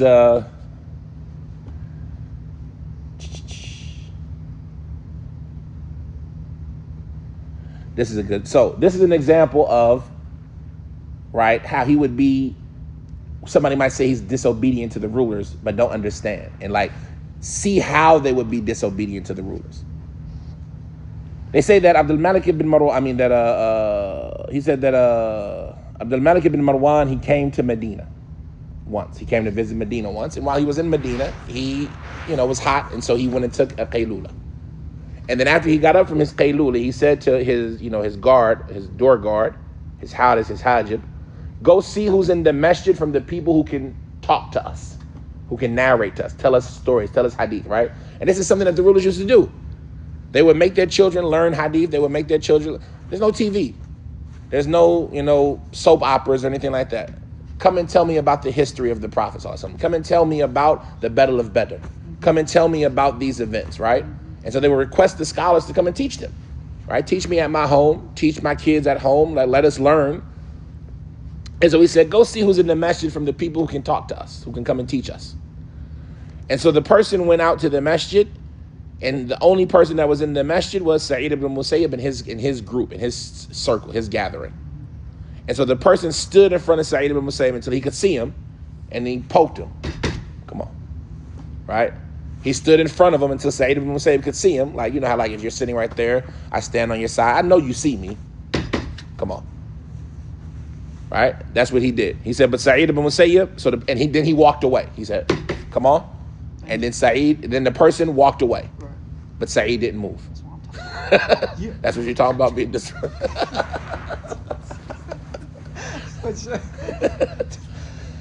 He said Sa'id ibn Musayyib didn't move. And so the person, he came back. He said maybe he didn't see me. Maybe he must not have saw me. Yeah. And so he came and he got closer to him this time and he poked him. Come on, let's go. Who he poked this time? He said, don't you see me telling you to come on? And he said, what do you need? He says, respond to the request of the Amir al-Mu'mineen. Right? So the first thing you notice is what? It's the first time, I know you think you're somebody important, but I don't know what you want. I'm here in this gathering, right? And so it's not him being disrespectful to the Amir yet, because I didn't even know who you was with. You just came and poked me and said, come on, let's go, right? Oh, yeah. So he said, respond to the call of the Amir of the Mu'mineen. He says, did he send for me? Did he tell you to come get Sa'id ibn Musayyib? He said, no. But he told me to come and look and see who are from the people in the masjid who can come in, from the people who narrate hadith to us. And I didn't see anybody but you, nor did I see anybody ready to go beside you. Right? You're the most qualified for this. Come on. He said, go back and tell him that I'm not from the ones who narrate hadith to him. Meaning, he sent you to come and find somebody from those who narrate hadith to him. Go find me huddathini, right? The people who can, narrate hadith to me all the time. Go find me some of the people that I get from Medina who narrate hadith to me. Tell them I'm not from that group. I'm not being disobedient because you didn't ask for me. You asked for somebody from those people who always narrate to you. I'm not from the people who always narrate to you. So I'm not being disobedient. I'm just not from that group. And he says, call idhab fa'alimhu anni lastu. He said, go and tell him that I'm not from that group he was looking for. And so the guard went back and he told the Abdul Malik about it. He says, only person I've seen in the masjid is this crazy old man. And he told, I'm sorry. So the person, he went back and he said, man, this person must be crazy. This old man must be crazy. You going to tell me to tell the Amir this information? You know what the Amir going to do once he hear this? He going to send me back with the army, lock you up, might even execute you. And so he went back to Abdul Malik ibn Marwan. He told him that. He said, oh, that's just Sa'id. That's just Sa'id ibn Musayyib. Don't worry about it. Right? Because they understood, right? He's a little rough. If the Amir Mu'mineen calls you and tells you come, what you do? And if you don't go, what is that? It's rebellion. You see what I'm saying? I might punish you. A good leader, why didn't you come? And maybe I have some understanding. But even if that, I can't even make exceptions sometimes, because if I let you get off today, he gonna want to get off tomorrow. So I might have to punish, even if I didn't want, even if you had a good reason. If you were speeding, and these are things that are becoming practical, right? You're speeding in your car because you got to get to the hospital, right? The cop might still give you a ticket. Why? You see what I'm saying? Of course. Now, of course, some cops might be, okay, I understand. Yesterday, I'll give you an example. I don't know if I should. Yeah, you should. I don't know if I should. May Allah forgive. May Allah make it easy on us. Hopefully, it's not a sin because of the tolerance of the government. They had the tornado that was coming, right? And it's raining, hail is hitting my car. All of this is happening, right? And I see people just sitting at the red light with no oncoming traffic. I just dip around and go. I'm sitting at a red light for where the tornado coming. Make no sense. You see what I'm saying? So I just run the red lights and keep going. If I get pulled over, I know I'm not going to get pulled over because ain't nobody out here writing tickets in a tornado, right? ain't no cops sitting at the road waiting for me to drive by to give me a ticket. So I know I'm going to get away with it. Right. And there was no oncoming traffic, so I know I'm not causing harm. You see what I'm saying? But the light's still red, and red light means what? Stop. And then who said that? And I got to listen and obey. But I decided to disobey and keep going, right? And I hope that it's not a big deal with Allah. The point of it is that if I got pulled over, a cop might understand and like, yeah, go ahead, man. Get out of here. Be safe. Get home, right? But he also might say, well, no, I can't let you go today. I got to give you a ticket because you broke the law. And if I let you break the law today, then tomorrow somebody's going to have another reason that they feel that they can break the law. I left my stove on. Right? I got to get home to feed my cat. Gotta pee or something. Yeah, you see what I'm saying? Should I pee on myself? I got to get to the toilet real quick. Right, yeah. And so we can't let you all just break the law whenever you want just because you have a good reason. So even though he might have a good reason, the Khalifa might still imprison him or punish him for it. But he said, "Oh, that's just Saeed. Ain't nobody doing that. Saeed. He's exempt. He don't got to do this." He's the one that don't. He actually isn't the one. Yeah, he's the one is exempt. And that shows you that their khuruj, that the people might want to call it khuruj, it's not khuruj, because they had an understanding with the leaders, and the leaders had an understanding with them. Leave him be. You see what I'm saying? If you would have did that, no, we're going to punish you because you're doing khuruj. But Saeed, no, leave him be. He's, as you're going to see some of the narrations, he says, we don't have any problems with him. We're not worried about him trying to overthrow us. It's been 20 years, 30 years. If he was trying to overthrow us, he would have been tried it a long time ago. You see what I'm saying? When we came into Medina and did what we did back then. But he never did those things. Another example they mention, they say, Abdul Malik ibn Marwan, he made Hajj. And so when he came to Medina, he stood at the door of the masjid and he sent for Sa'id ibn Musayyib, a man to tell him to come. But Sa'id ibn Musayyib didn't come. And so the messenger came back and he said to Sa'id ibn Musayyib, you need to respond to the Emir of the Mu'mineen. He's standing at the door and he wants to talk to you. And so he said, the Emir of Mu'mineen don't need me. But it's not even disobedient. Like, it seems like disobedience, but he's not saying, no, I'm not going to answer the Emir of Mu'mineen. What is he saying? You don't need him. He don't want me. You know. I'm not coming because I know he doesn't want me. You see what I'm saying? Mm-hmm. I know you say that he told you to get me, but he don't want me. He wants somebody else. Mm-hmm. He said he has no need for me. The Emir al-Mu'mineen, he said, answer the Emir al-Mu'mineen. He has a need for you. Emir al-Mu'mineen don't need me. He don't need me. And nor do I need him. He needs وَإِنَّ حَاجَتُهُ لِي لِغَيْرِ مَقْضِيَةٍ. And his need for me is for something that I can't solve for him. I can't fix his problem. Like, he wants to get something done. I can't help him with it. Right. So, he don't have no need for me. He says, so the messenger went back and he told him, and so he said, go back and say to him that I want to talk to him. And don't try to move him. Don't try to make him, don't force him to come. You see what I'm saying? See, they already know each other. Yeah, you see what I'm saying? He says, so he went back and he said, you need to go and answer the Emir of the Mu'mineen. And so he responded to him in a similar way he said the first time. And so he said, if it wasn't for the fact that the Emir of the Mu'mineen had already told me about you, I wouldn't have went back to him except with your head. Oh, that's how they work? Man. If it wasn't for the fact that the Emir of the Mu'mineen told me, hey, tell him I need to talk to him, but don't do anything. Just tell him I need to talk to him. That's cold. If it wasn't for the fact that he had told me that, I wouldn't have went back to him except with your head. The Amir al-Mu'mineen is sending for you to talk to you, and you're saying a statement like this. So Sa'id, he said, if he wants something good for me, if the reason he wants me to come is because he wants to give me something good, then he can have it. I don't need it. And if the reason is for other than that, then I am not making my habwati. Then I'm not making my habwati halal until how can I translate this? I don't know how to translate this. I understand like a habwa, but I don't know how to. I'm not making my crawling to him okay until he does what he does. Right, go ahead and do what you're going. If you want me to come to you because you want to give me something good, then I don't need it. You can keep it. And if you want me to come to you so you can do something bad, I'm not about to crawl to you so you can do something bad to me. Just come here and do it. And so he told the Emir that what Sa'id said, and he said, may Allah have mercy on Abu Muhammad. He just want to be difficult. He just want to be difficult. He says that Amr ibn Asim fi hadithi. So where did the problems really come up?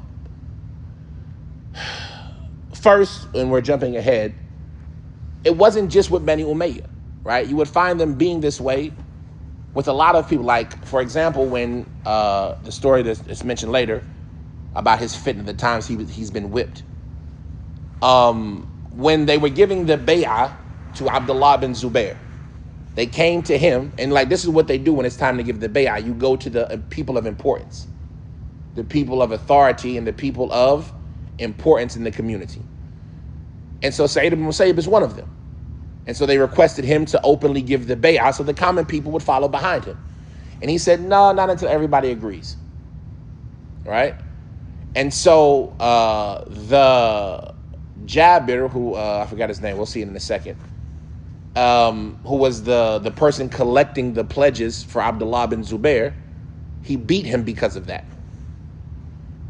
And when Abdullah bin Zubair heard about it, he said, why are you beating him because of this? You had no business beating him, right? And he reprimanded him for beating Sa'id for not giving him the pledge. He could hold back from giving a pledge until everybody else gave. But that's what happened. Now, this individual Jabir, he was an individual who had married 4 women and then divorced one of them and married a 5th before the iddah of the 4th one was done. So he had 5 wives at one time. And so as he's beating Sa'id for not giving the bay'ah, Sa'id is criticizing him and chastising him about that. Right? You're beating me, and he's getting lashed, and he's like, and you married to 4 women. This is haram. What are you doing? 5, you mean? Yeah, 5 women. This is haram. What are you doing? And he said, have your fun now. It's only going to be a minute until it changes. And, the people, they died shortly thereafter that. So it wasn't just with Bani Umayyah. He was a cautious individual. He would not move fast in his decisions. And that also ended up happening with Abdul Malik ibn Marwan. Abdul Malik ibn Marwan, when he got ready to die and pass on the authority to his sons, his overall goal was that the Khilafah stay in his 4 sons. Right? Walid, Sulaiman, Hisham, and I want to say Yazid. I think it's Yazid, with the 4 sons. It might have been Yazid or Muawiyah. But those 4 sons, he wanted the Khilafah to stay in them. And he took a promise from them that they would all appoint each other. Right. But to start it off, he appointed Walid, and after Walid, Sulaiman. And so he took the pledge from the people, hey, I'm the ruler, you have to listen to what I say, obey Walid, and after I die, obey Walid, and after he dies, obey Sulaiman. And so he was taking it 2 at a time. Right. And this was the first time that had been done. And so Sa'id ibn Musayyib, he said, I'm not going to pledge to 2 people. Right? I don't pledge to 2 people at a time. I'll pledge to 1, but I'm not going to pledge to 2 people at a time. And so that caused a problem. And there was an individual named Hisham ibn Ismail who was collecting the pledges. And so he whipped Sa'id ibn Musayyib because of it. Some people say 30 times, some people say 60 times, some people say 100 times. And then, when Abdul Malik heard about it, and this is another thing to understand about leadership and authority. Rulers give representatives reign to do things. But it doesn't mean the ruler is aware of what's happening or that he would have condoned it or did it himself if he was in that situation. And it doesn't necessarily make the ones who do it wrong. It doesn't make them right either. So they're not wrong if they whipped. I didn't say they're not wrong. I said it doesn't make them wrong. It doesn't make them right. But what it does not do for sure is make the leader responsible per se directly to where you curse him for doing that. Right. When Yazid killed al-Hassan or killed al-Hussein, had Hussein killed, he didn't want to have him killed. Right. It was the person that was in charge of the army that decided, I'm going to kill you. It's not something that brought them joy. And so, yes, we want to stop you, and yes, we want to get rid of the fitna, but a lot of times you'll see that it was the people, the subordinates, who made those on-the-ground decisions to do this or do that. You see what I'm saying? So will they be responsible for Allah if they are doing Allah knows about how he will hold people responsible. Right. For example, like if he would have... I'm going to give you a good example. Like I was going to give an example. He wanted to cut off Sa'id ibn Musayyib's head. If he wanted to do it, yeah, then he would. He said he was going to do it if the... No, you're talking about the guard. Yeah. So would he be responsible in the bad way? The person who did it? Yeah. Yes, the person who did it is absolutely responsible. Right. But as the ruler responsible as well. You see what I'm saying? Because it happened under their authority. Right. And the ruler is the one who gave them the authority to do things. Right, yeah. You see what I'm saying? Right. Even though the ruler didn't, the things that I told you to do wasn't chop his head off. Right. But I give you, like, if somebody needed their head chopped off as the ruler and I put you in charge of a city and you have the right to chop people's heads off. Right. You see what I'm saying? But did you apply that correctly in this circumstance? Right. And so will the ruler be held accountable for that? You know, yes, the person. I don't think so. You know I don't know. Isn't the hadith about Khalid ibn Walid killing those people? And then the Prophet. But Khalid ibn Walid killed him and he was in charge. I know, but the Prophet put him in charge, right? Okay, I see your point. And then yes. He's not going to be blamed for that, is he? I agree. Yes. Yeah. I don't think the Prophet would be blamed for that. Right. And Qataltumuhu, right? What did you open his chest? Even with Usama, did you open his chest? Right. Exactly. And so the example I was going to give is like with Ali. When you know how Zubair and Talha died, right? They died at Jamal. They died at the Battle of Jamal. Zubair, when he went to go talk to Ali, they were preparing to fight. And when he talked to Ali, he said, don't you remember the Prophet told me and you when we were standing and nobody else was around, we was going to get in the fight and I was going to be right? Mm-hmm. And Zubair said, SubhanAllah, until this moment, I never remembered that. And he got ready to leave. But one of the people in Ali's army saw an opportunity to take out the opponent, and so they killed him. And the same thing with Talha. They killed him when he was returning back. And they wanted to take Aisha as a prisoner, as a captive of war, but they didn't. You see what I'm saying? These are the people that are under Ali. I don't know if Ali's going to be held accountable for those things. And so that's just something to think about when it comes to leadership, that yes, they might have people in charge, but it doesn't mean that they are directly responsible for those on the ground instant decisions that they make. And so this individual, Hisham ibn Ismail, he decided to whip him. And when Abdul Malik heard about it, he said, I didn't give you permission to do that. I didn't tell you to do that. And, he said, there was another scholar who said, man, y'all shouldn't have whipped Sa'id, man. That was wrong. He was like, write to Sa'id and tell him I wasn't with that. I had nothing to do with that. I wasn't in charge of that. Even though I'm the Khalifa. You see what I'm saying? And he was like, Sa'id just responded, between me and the one who oppressed me is Allah. Right? And so, that's not even a rude statement. Like, whoever was responsible for it, between me and them is Allah. So if you really were responsible for it, because there's conflicting stories, did he say to the person, okay, just don't beat him, but if you gotta beat him, then just do it 30 times and be easy going with it. And so that's some of the problems that happened, the fitna that he went through. But even in that fitna, you see that it wasn't over rebellion. It was over, I'm not ready to pledge to two people at once. Mm-hmm. Similar to how Imam Malik went through the fitna with Abu Ja'far, his friend, his classmate. They told Abu that they were forcing people, give the bay'ah or your wife is divorced. They can do that? No. And Imam Malik said, you can't do that. Oh, okay. And they told Imam Malik, you better stop saying it or we're going to whip you. And so they whipped Imam Malik and they tortured him until his arms came out of the socket. That's why he used to pray with his hands on his side. They got dislocated? Yeah. And so Abu Ja'far, was he responsible for that? He wasn't approving of that. Some of them say, you see what I'm saying? But his generals and his representatives are the ones who did. Now, Imam Malik was just speaking the haqq. You can't force somebody into divorce. And he wasn't speaking it against the rulers. He was just speaking it. Can somebody force you into divorce? No. But they're forcing us into divorce. Well, nobody can force you into divorce. Yeah, but they're forcing us into divorce. Yeah, but nobody can force you into divorce. You know what I'm saying? Yeah. Instead of saying those evil rulers, they can't, nobody can force you. But the governors and the people who are in charge, they decided that, well, what you're saying is going against what we're doing, and so we want to quiet you.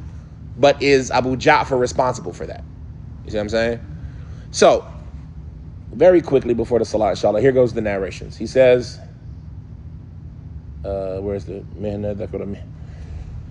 It says that one of the people, they said to Sa'id ibn Musayyib, why did you stop making Hajj?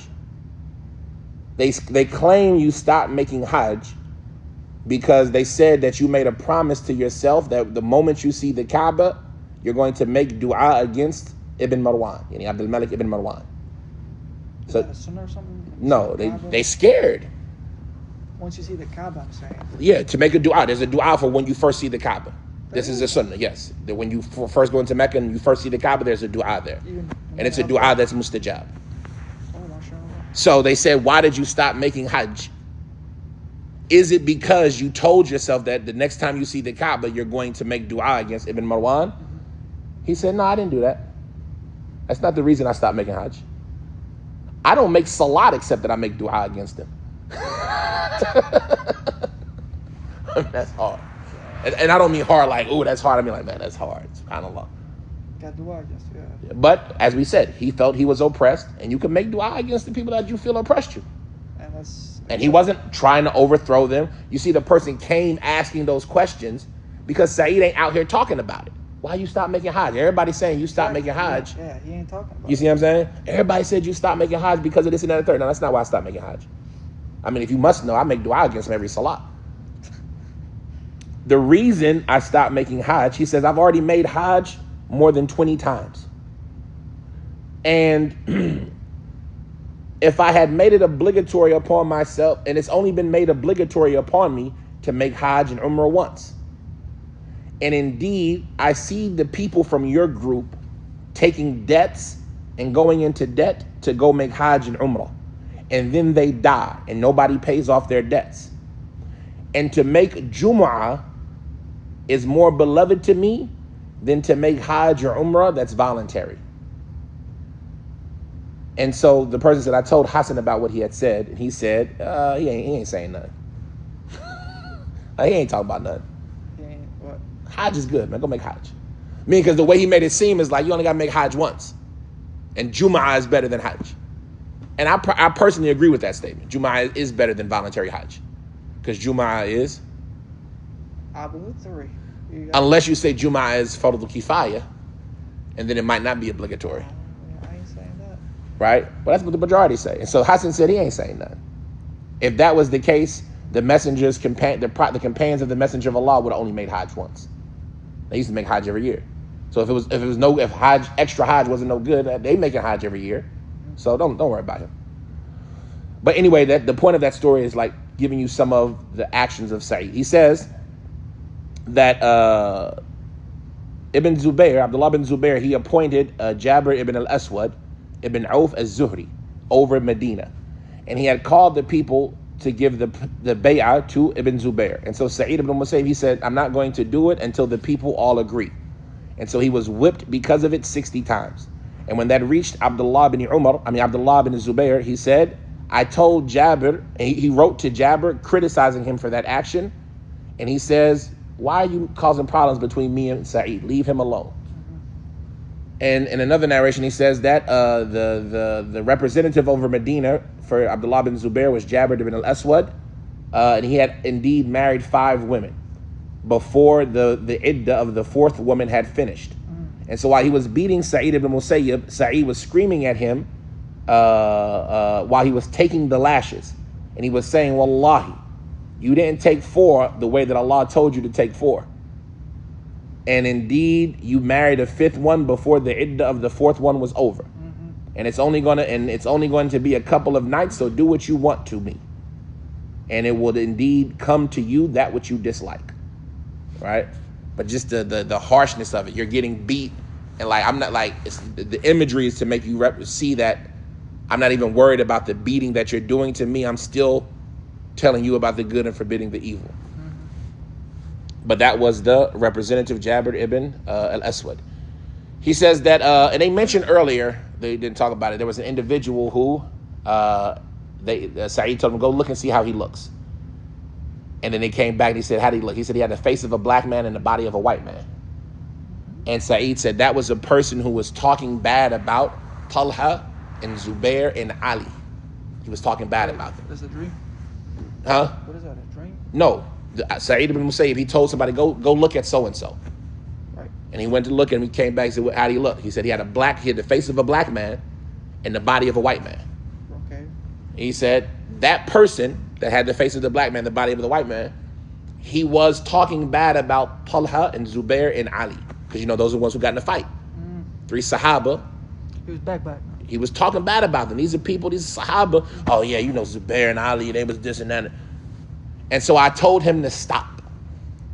And he didn't want to stop. And so I made dua against him. I said, oh, Allah, make his face black. And so he got infected on his face. And it turned his whole face black. And so he ended up with the face of a black man, the body of a white man. So Sa'id ibn Musayyib was somebody who was like qawwalun lil haqq, somebody who would say the truth. And it shows you that somebody's doing something like that. You make dua. Yeah, for sure. It's not a big deal if you don't make dua against him. So he said, so that was the story about with him and Abdullah bin Zubair. He says that when, another story about is that when Abdul Aziz ibn Marwan, now Abdul Aziz ibn Marwan was the father of Umar ibn Abdul Aziz. So Abdul Aziz was the brother of Abdul Malik. Marwan, when he died, he appointed Abdul Malik. It made sense that his brother would become the next Khalifa, right? Abdul Aziz's father. Abdul Aziz ibn Abdul Malik. He was in charge of Egypt. When he died, Abdul Malik said, okay, my brother's dead now. I'm going to put the Khilafah in my sons. And so he took he died in the year 84. Abdul Aziz ibn Marwan, he died in Egypt in the year of 84. So Abdul Malik, he took the pledge of obedience for his sons Walid and Sulaiman. And he wrote to everybody to give them the bay'ah. And so his representative was Hisham ibn Ismail al-Makhzumi. So he's from the same tribe as Sa'id ibn Musayyib. And so he called the people to give the bay'ah, and they all gave the bay'ah. But Sa'id ibn Musayyib, he refused to give the bay'ah, and he said to them, not until I think about it a little bit. And so Hisham had him whipped 60 times because of that, and he had him paraded around the street in like wool underwear, right? It's like a disgrace for you and your action, to ban from hair, right? So is it goat hair or sheep wool or something like that? He had him paraded around town in his underwear until they got to the top of the Thaniya, the top of the valley. And when he thought they were going to throw him off of it, they brought him back. And he said, where y'all taking me? And he said, we're taking you to prison. And he said, Wallahi, if I thought I was going to get anything but executed, I wouldn't have wore the underwear. Yeah, I wouldn't have let y'all embarrass me like this. If it wasn't for the fact that I thought y'all was going to kill me, I wouldn't let y'all embarrass me like this. And they said to him, so Abdul Malik, he had him imprisoned, and Abdul Malik, so he was in prison, and Abdul Malik wrote to him informing him about, and it was written, and they wrote to Abdul Malik telling him about how Sa'id wasn't listening.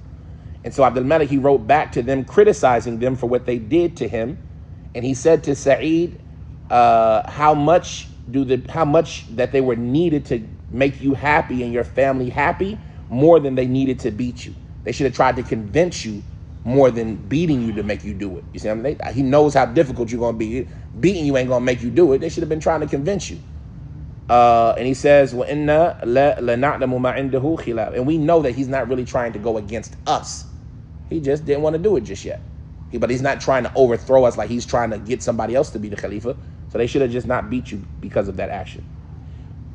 And in another story, it says that Qabisa ibn Du'ayb, who was a scholar, he said to Abdul Malik, after the message from Hisham ibn Ismail came, telling him about them beating Sa'id and parading him around the city, Qabisa, he said, "Oh, Amir al-Mu'mineen, Hisham is like, he causing you problems. He's doing too much in your name, right?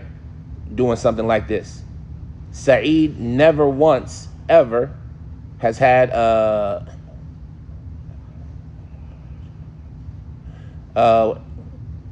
do I translate this?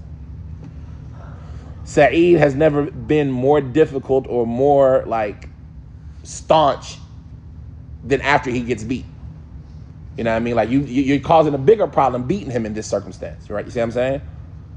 And if وَلَوْ لَمْ يُبَاعِ سَعِيد مَا كَانَ يَكُونَ مِنْ.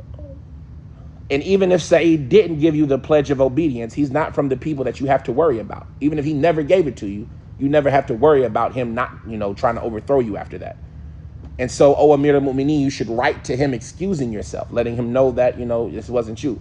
And so Abdul Malik, he said, write to him, you should write to him on my behalf and inform him about my good opinion about him. And that the person who beat him, Hisham, was disobedient to me. And so Qabisa, he wrote to him with that. He wrote to Sa'id with that information. And when the letter got to Sa'id, he said, between me and the one who oppressed me is Allah.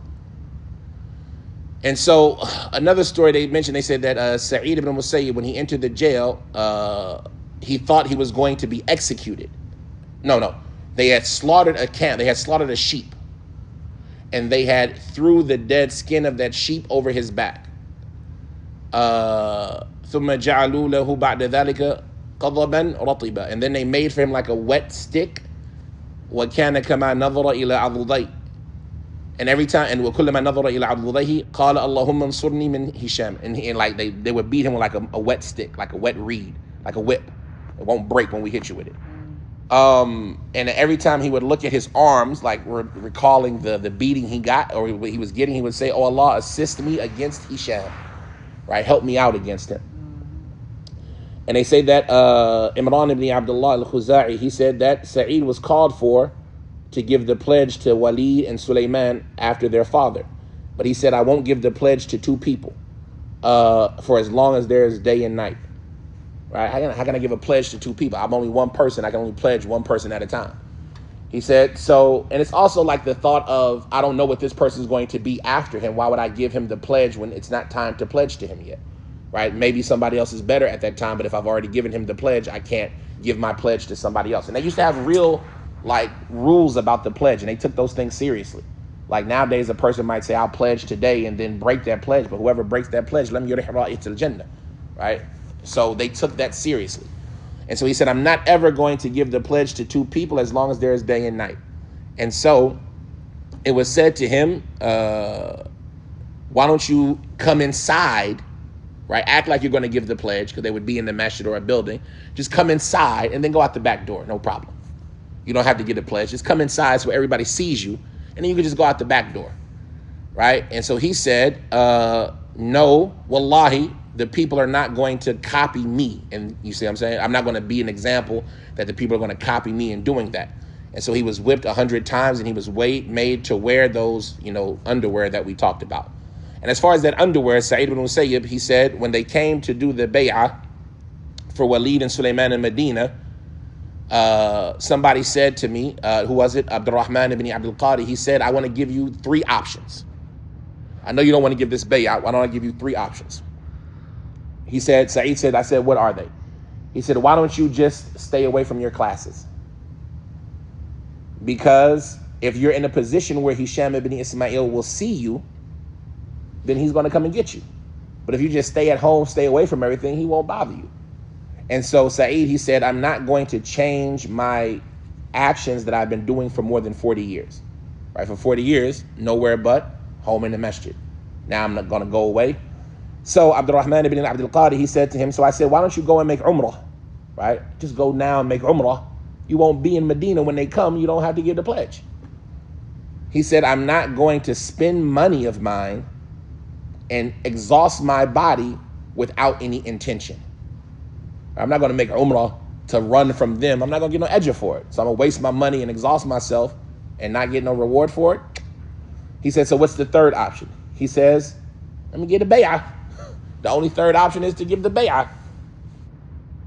And so Sa'id, he said, what do you think about if Allah would make your heart as blind as much as he had made your eyes blind? I wouldn't care. And this person, Abdurrahman ibn Abdul Qadi, was blind. Meaning, you give me a bad advice, right? So because of this bad advice, if Allah were to make your heart as blind as you are in your eyes, it wouldn't bother me none, because this is how bad your advice is. And they used to talk to each other like, these are good people. You know what I mean?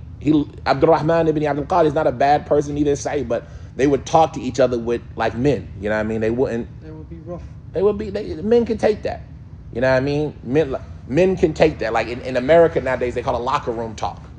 Like if you ever played sports with somebody and they need to get to a position, do you say, hey, buddy, if you don't mind, could you please go over there and kick the ball to me? Right? Hey, move. Because men can take that kind of conversation. And so that shouldn't be made, and especially in a day nowadays where everybody's so soft, and that shows you how men would be. Men can take that kind of conversation. And so he said to him, if Allah made your heart as blind as he made your eyes, it wouldn't bother me any. He said, "What can I?" And Abdurrahman was somebody that was blind. He said, so Qala Raja. So Hisham ibn Ismail, he called him to give the bay'ah, but Sa'id, he refused. And so he wrote to Abdul Malik. And so Abdul Malik, he wrote back to him. And this is where some of the conflict comes is. He says, just leave Sa'id alone.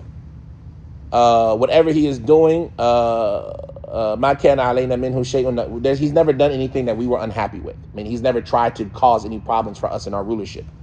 But if you are going to beat him, then only 30 lashes. And make him wear the woolen underwear and parade him around the city. And and present him in front of the people so that nobody else follows him in his actions. Right? We got to make an example. If you're going to make an example, make an example. Don't make it too rough, but just make it enough that nobody else wants to do it. Just make him wear the underwear. And so Hisham called him to come and give the pledge, but he refused. He said, I'm not going to give the pledge to two people. And so they put him in that woolen underwear and they beat him 30 lashes and they paraded him in front of the people. And some of the people from Jerusalem who were in Medina, because remember, the Khilafah is in Sham, and so their representatives are coming from that area to like govern the Medina area. Some of the people who are in Jerusalem, from Jerusalem in Medina, from the police that were there, they said, we knew that Sa'id wasn't going to wear that underwear willingly. Right? There's no way we're going to get him to put this underwear on. Right? Just wear this underwear. No, you kill me. I'm not wearing the underwear. And so we said to him, "Oh, Abu Muhammad, you're about to get killed. We're about to execute you over this. And the least you could do is cover your awrah. You don't want to die with your stuff all out in the open, right? So wear the underwear, because they lied. Yeah, we're executing you after this. We're going to beat you. We're going to parade you around. And then after that, we're taking you back. We're going to execute you. So do you want to die naked? Everybody's going to see you exposed. The least you should do is put on the underwear." That's good. And so he wore it. And so after they were finished beating him, it became clear that they had just tricked him.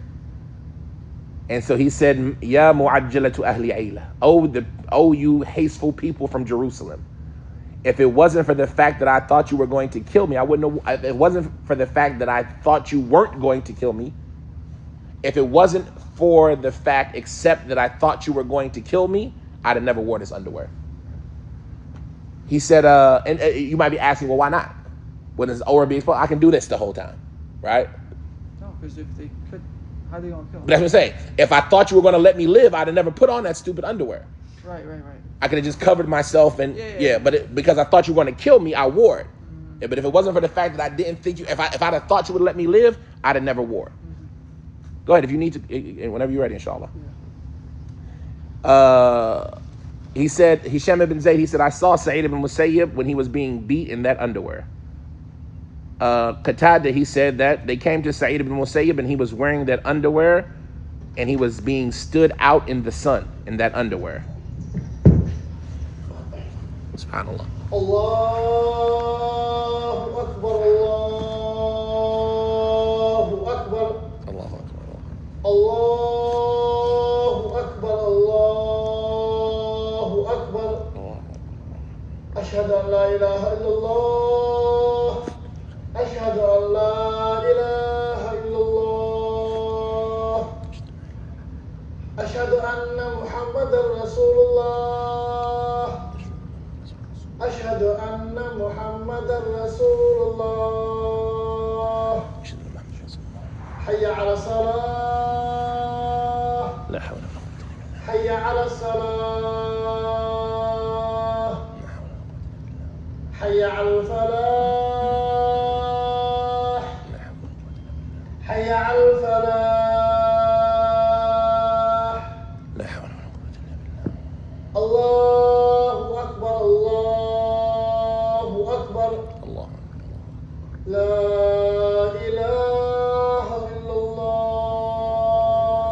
La ilaha illallah wahdahu la sharika lahu lahul mulku wa lahul hamdu wa huwa ala kulli shay'in qadir. Now, so he said, Qatada, and we know Qatada was one of Sa'id's main students. And this is an amazing story right here to me. He said, when Sa'id was made to wear that underwear and stood out in the sun, I said to one of the soldiers who were guarding him, let me get close to him. And let me go up next to him. He said, so they allowed me to get next, and he said, they allowed me to get close to him, and I just started asking him questions. Out of fear that he would die before I get to ask him those questions. And he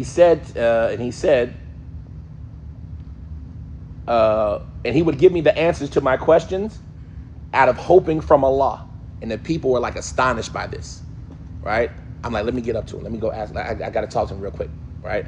And here's Qatada just asking him questions. All right, so what's the ruling about wudu, putting your hand into the container after you wake up from sleeping? Asking questions out of fear that he's going to die before I ever get to ask him these questions. And he's giving me the answers like, I'm here getting whooped. I'm here standing in the sun in this underwear. But Allah will give me reward for answering these questions. And the people were astonished by this type of action. SubhanAllah. It's a different type of people. And so he says, the last one I think about his, here he says, I know whom he said that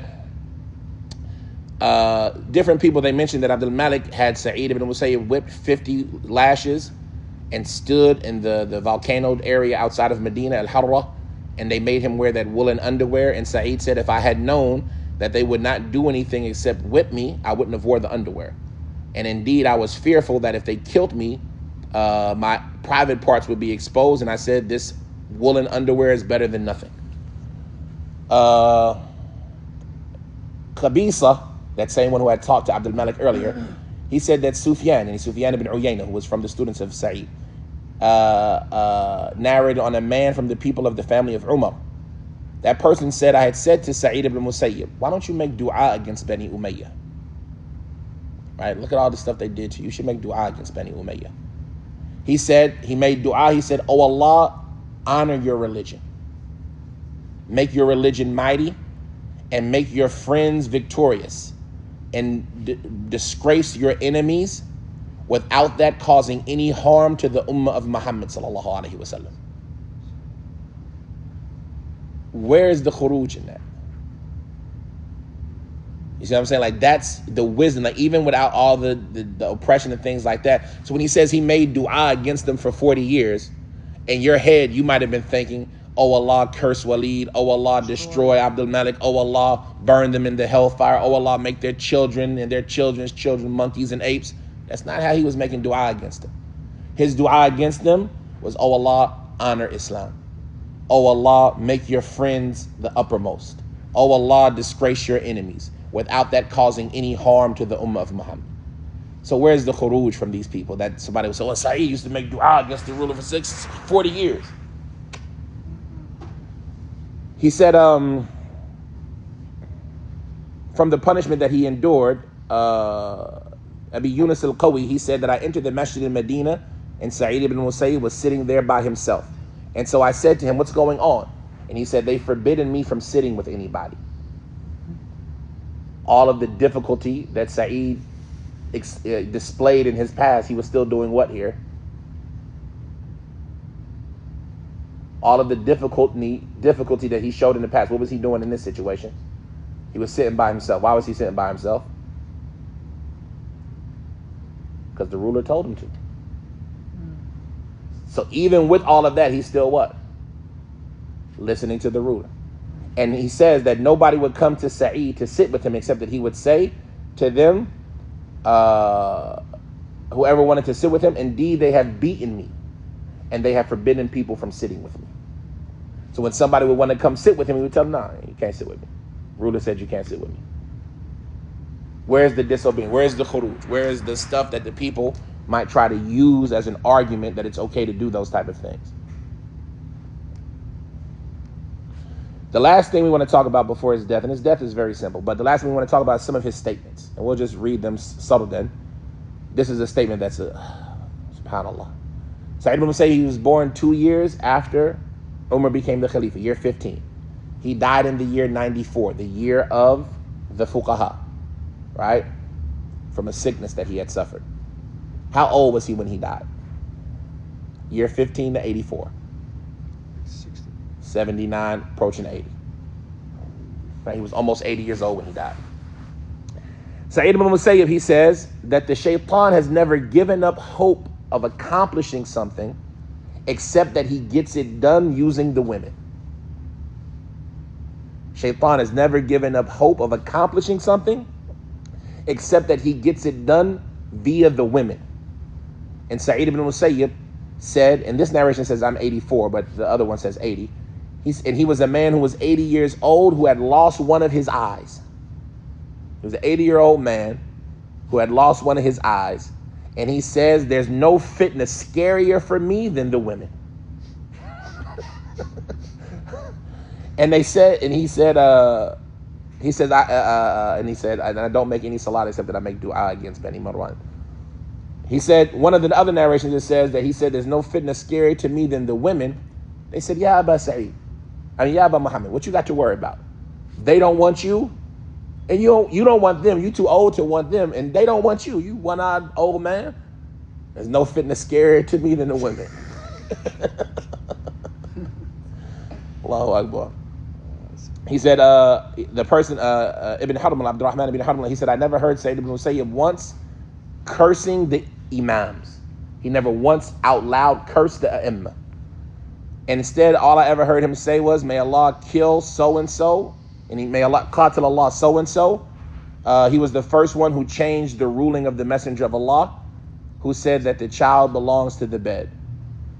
Sayyid ibn Musayyib used to not take anything from anybody, and he would say, don't call it the Musayyib or the Musayyib. Don't make those words small. Anything that is attached to Allah, then it deserves to be honored, and it is something that is beautiful. He used to say there's no good in the person who doesn't want to gather wealth in a halal way, and so that he can give it the way that it should be given and protect himself from needing the people. And when he took the wealth at his time of death to give to his family, he says, oh Allah, I did not leave the wealth except to protect me in my religion. And whoever Allah makes sufficient, then the people will need him. Whoever is sufficed by Allah, whoever Allah is enough for, then the people will be in need of him.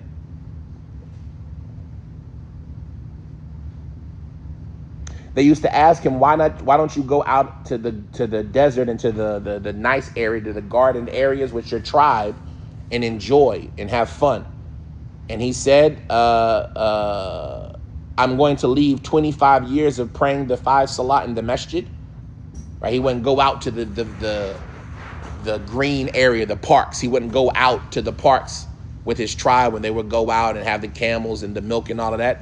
I'm going to leave off praying in the masjid for 25 years straight to go and miss a salat to be in the park. SubhanAllah. And one time he had gotten the injury in his eye that made it, it can make your vision hard. And what they used to do, they would tell you, go look at green things, go look at greenery, go look at nature to like soften how hard it is. Looking at that yellow all the time and that clay and that brown can be hard on your eyes. So they would tell him, go out to the green area so that your eyes can get some relief. He said, I've been praying in the masjid. I'm going to miss a salat in the masjid that I've been doing for 25 years to go look at some grass. He said, I wish this milk would be turned into molten copper.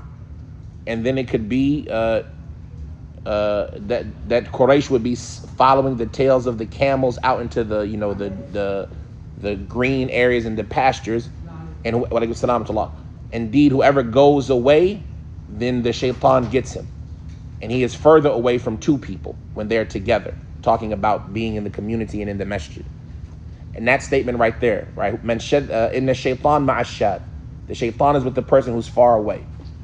And he is further away from people who are two of them together. And so the more you're in the community, the more you're involved with the people, the shaitan is further away from you. In the shaitan ma'ashad, wa huwa min al-ithnaini ab'ad.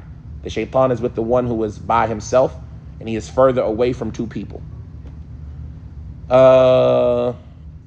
They said, why don't you go and look at the greenery to give your eyes some relief? He said, I'd rather see Isha and Fajr.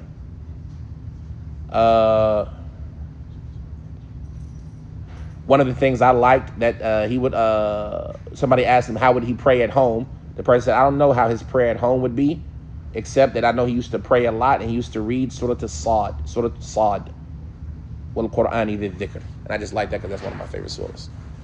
He said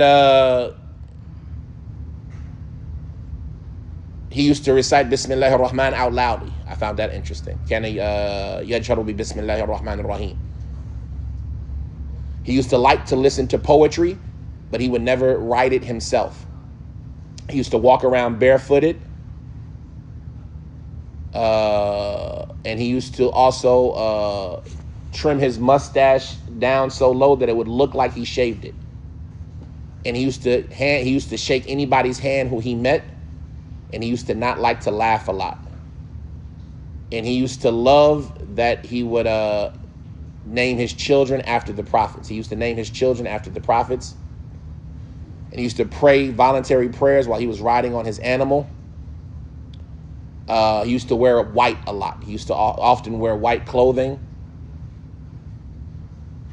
And he used to use expensive clothing. He used to wear good clothes, right? He wasn't disheveled. He would wear expensive clothing. And they just mentioned some of the type of clothing he would wear. And somebody asked Sa'id ibn Musayyib about praying on carpet. He said it's a bid'ah. Like those prayer rugs, it's a bid'ah. Muhdath. That's something that wasn't known by them. They wouldn't put these rugs and these carpets down. He used to not let his daughters play with ivory, but he used to let them play with drums. A type of drum. He used to not let them play with ivory, but he would let them play with these drums. He used to say, there's nothing wrong with trade and sell or selling clothes as long as you don't make false promises. Somebody had said about a group of people who had prayed in the masjid, and they had stayed in the masjid after the salat was over, all sitting together with their legs like they were still in the saf. So the people prayed and they all just stayed put and didn't move like they were still in salat. And Sa'id ibn Musayyib, he said, this is not worship. What they're doing is not ibadah. Indeed, ibadah is thinking about Allah's commands and avoiding doing what Allah made haram. Right? Just as far as just sitting there, sitting all still and things like that, that's not worship. He said, I'm not scared about anything more than the women. They said, oh, Abu Muhammad, somebody like you doesn't even want women. And women definitely don't want you. He said, it's the same. What I just say to you. What I just say to you. And he was an old man who was big and blind in one eye. Like, what is, you still have a desire for women? No, he just was worried about the fitna. Look, I don't know. But all I know is the shaitan wouldn't get something done. What he use? Women. And you got to think, like, these type of statements, especially, and we're done now, inshallah, but they make sense. Like, who killed Hassan? Who killed Hassan? Hassan ibn Ali. Huh? That's Hussein. Was he poisoned? He was poisoned by who? Woman, huh? By his wife. What? Yeah. Look, I don't know what I say to you. I ain't scared of nothing like I'm scared of what? Either it's this fitna, or it's that fitna, or it's the third fitna. But I ain't scared of nothing the way I'm scared about women. Yeah, but Muhammad, you don't want women no more, and they don't want you. What I say to you. I'm scared of women. That's probably why he said about his daughter. Huh? You see something you don't like, just stick. But I mean, so like, yeah, that is probably why he said something like that. You see what I'm saying? And like understanding the context of what's going on, you understand kind of more what he means. Just to finish up, if y'all don't mind, inshallah. I already told you that story about he saw a person, he told him go look at him. He said, what do you see? He said, a man with the face of a Zenji, right? A black man with a white body.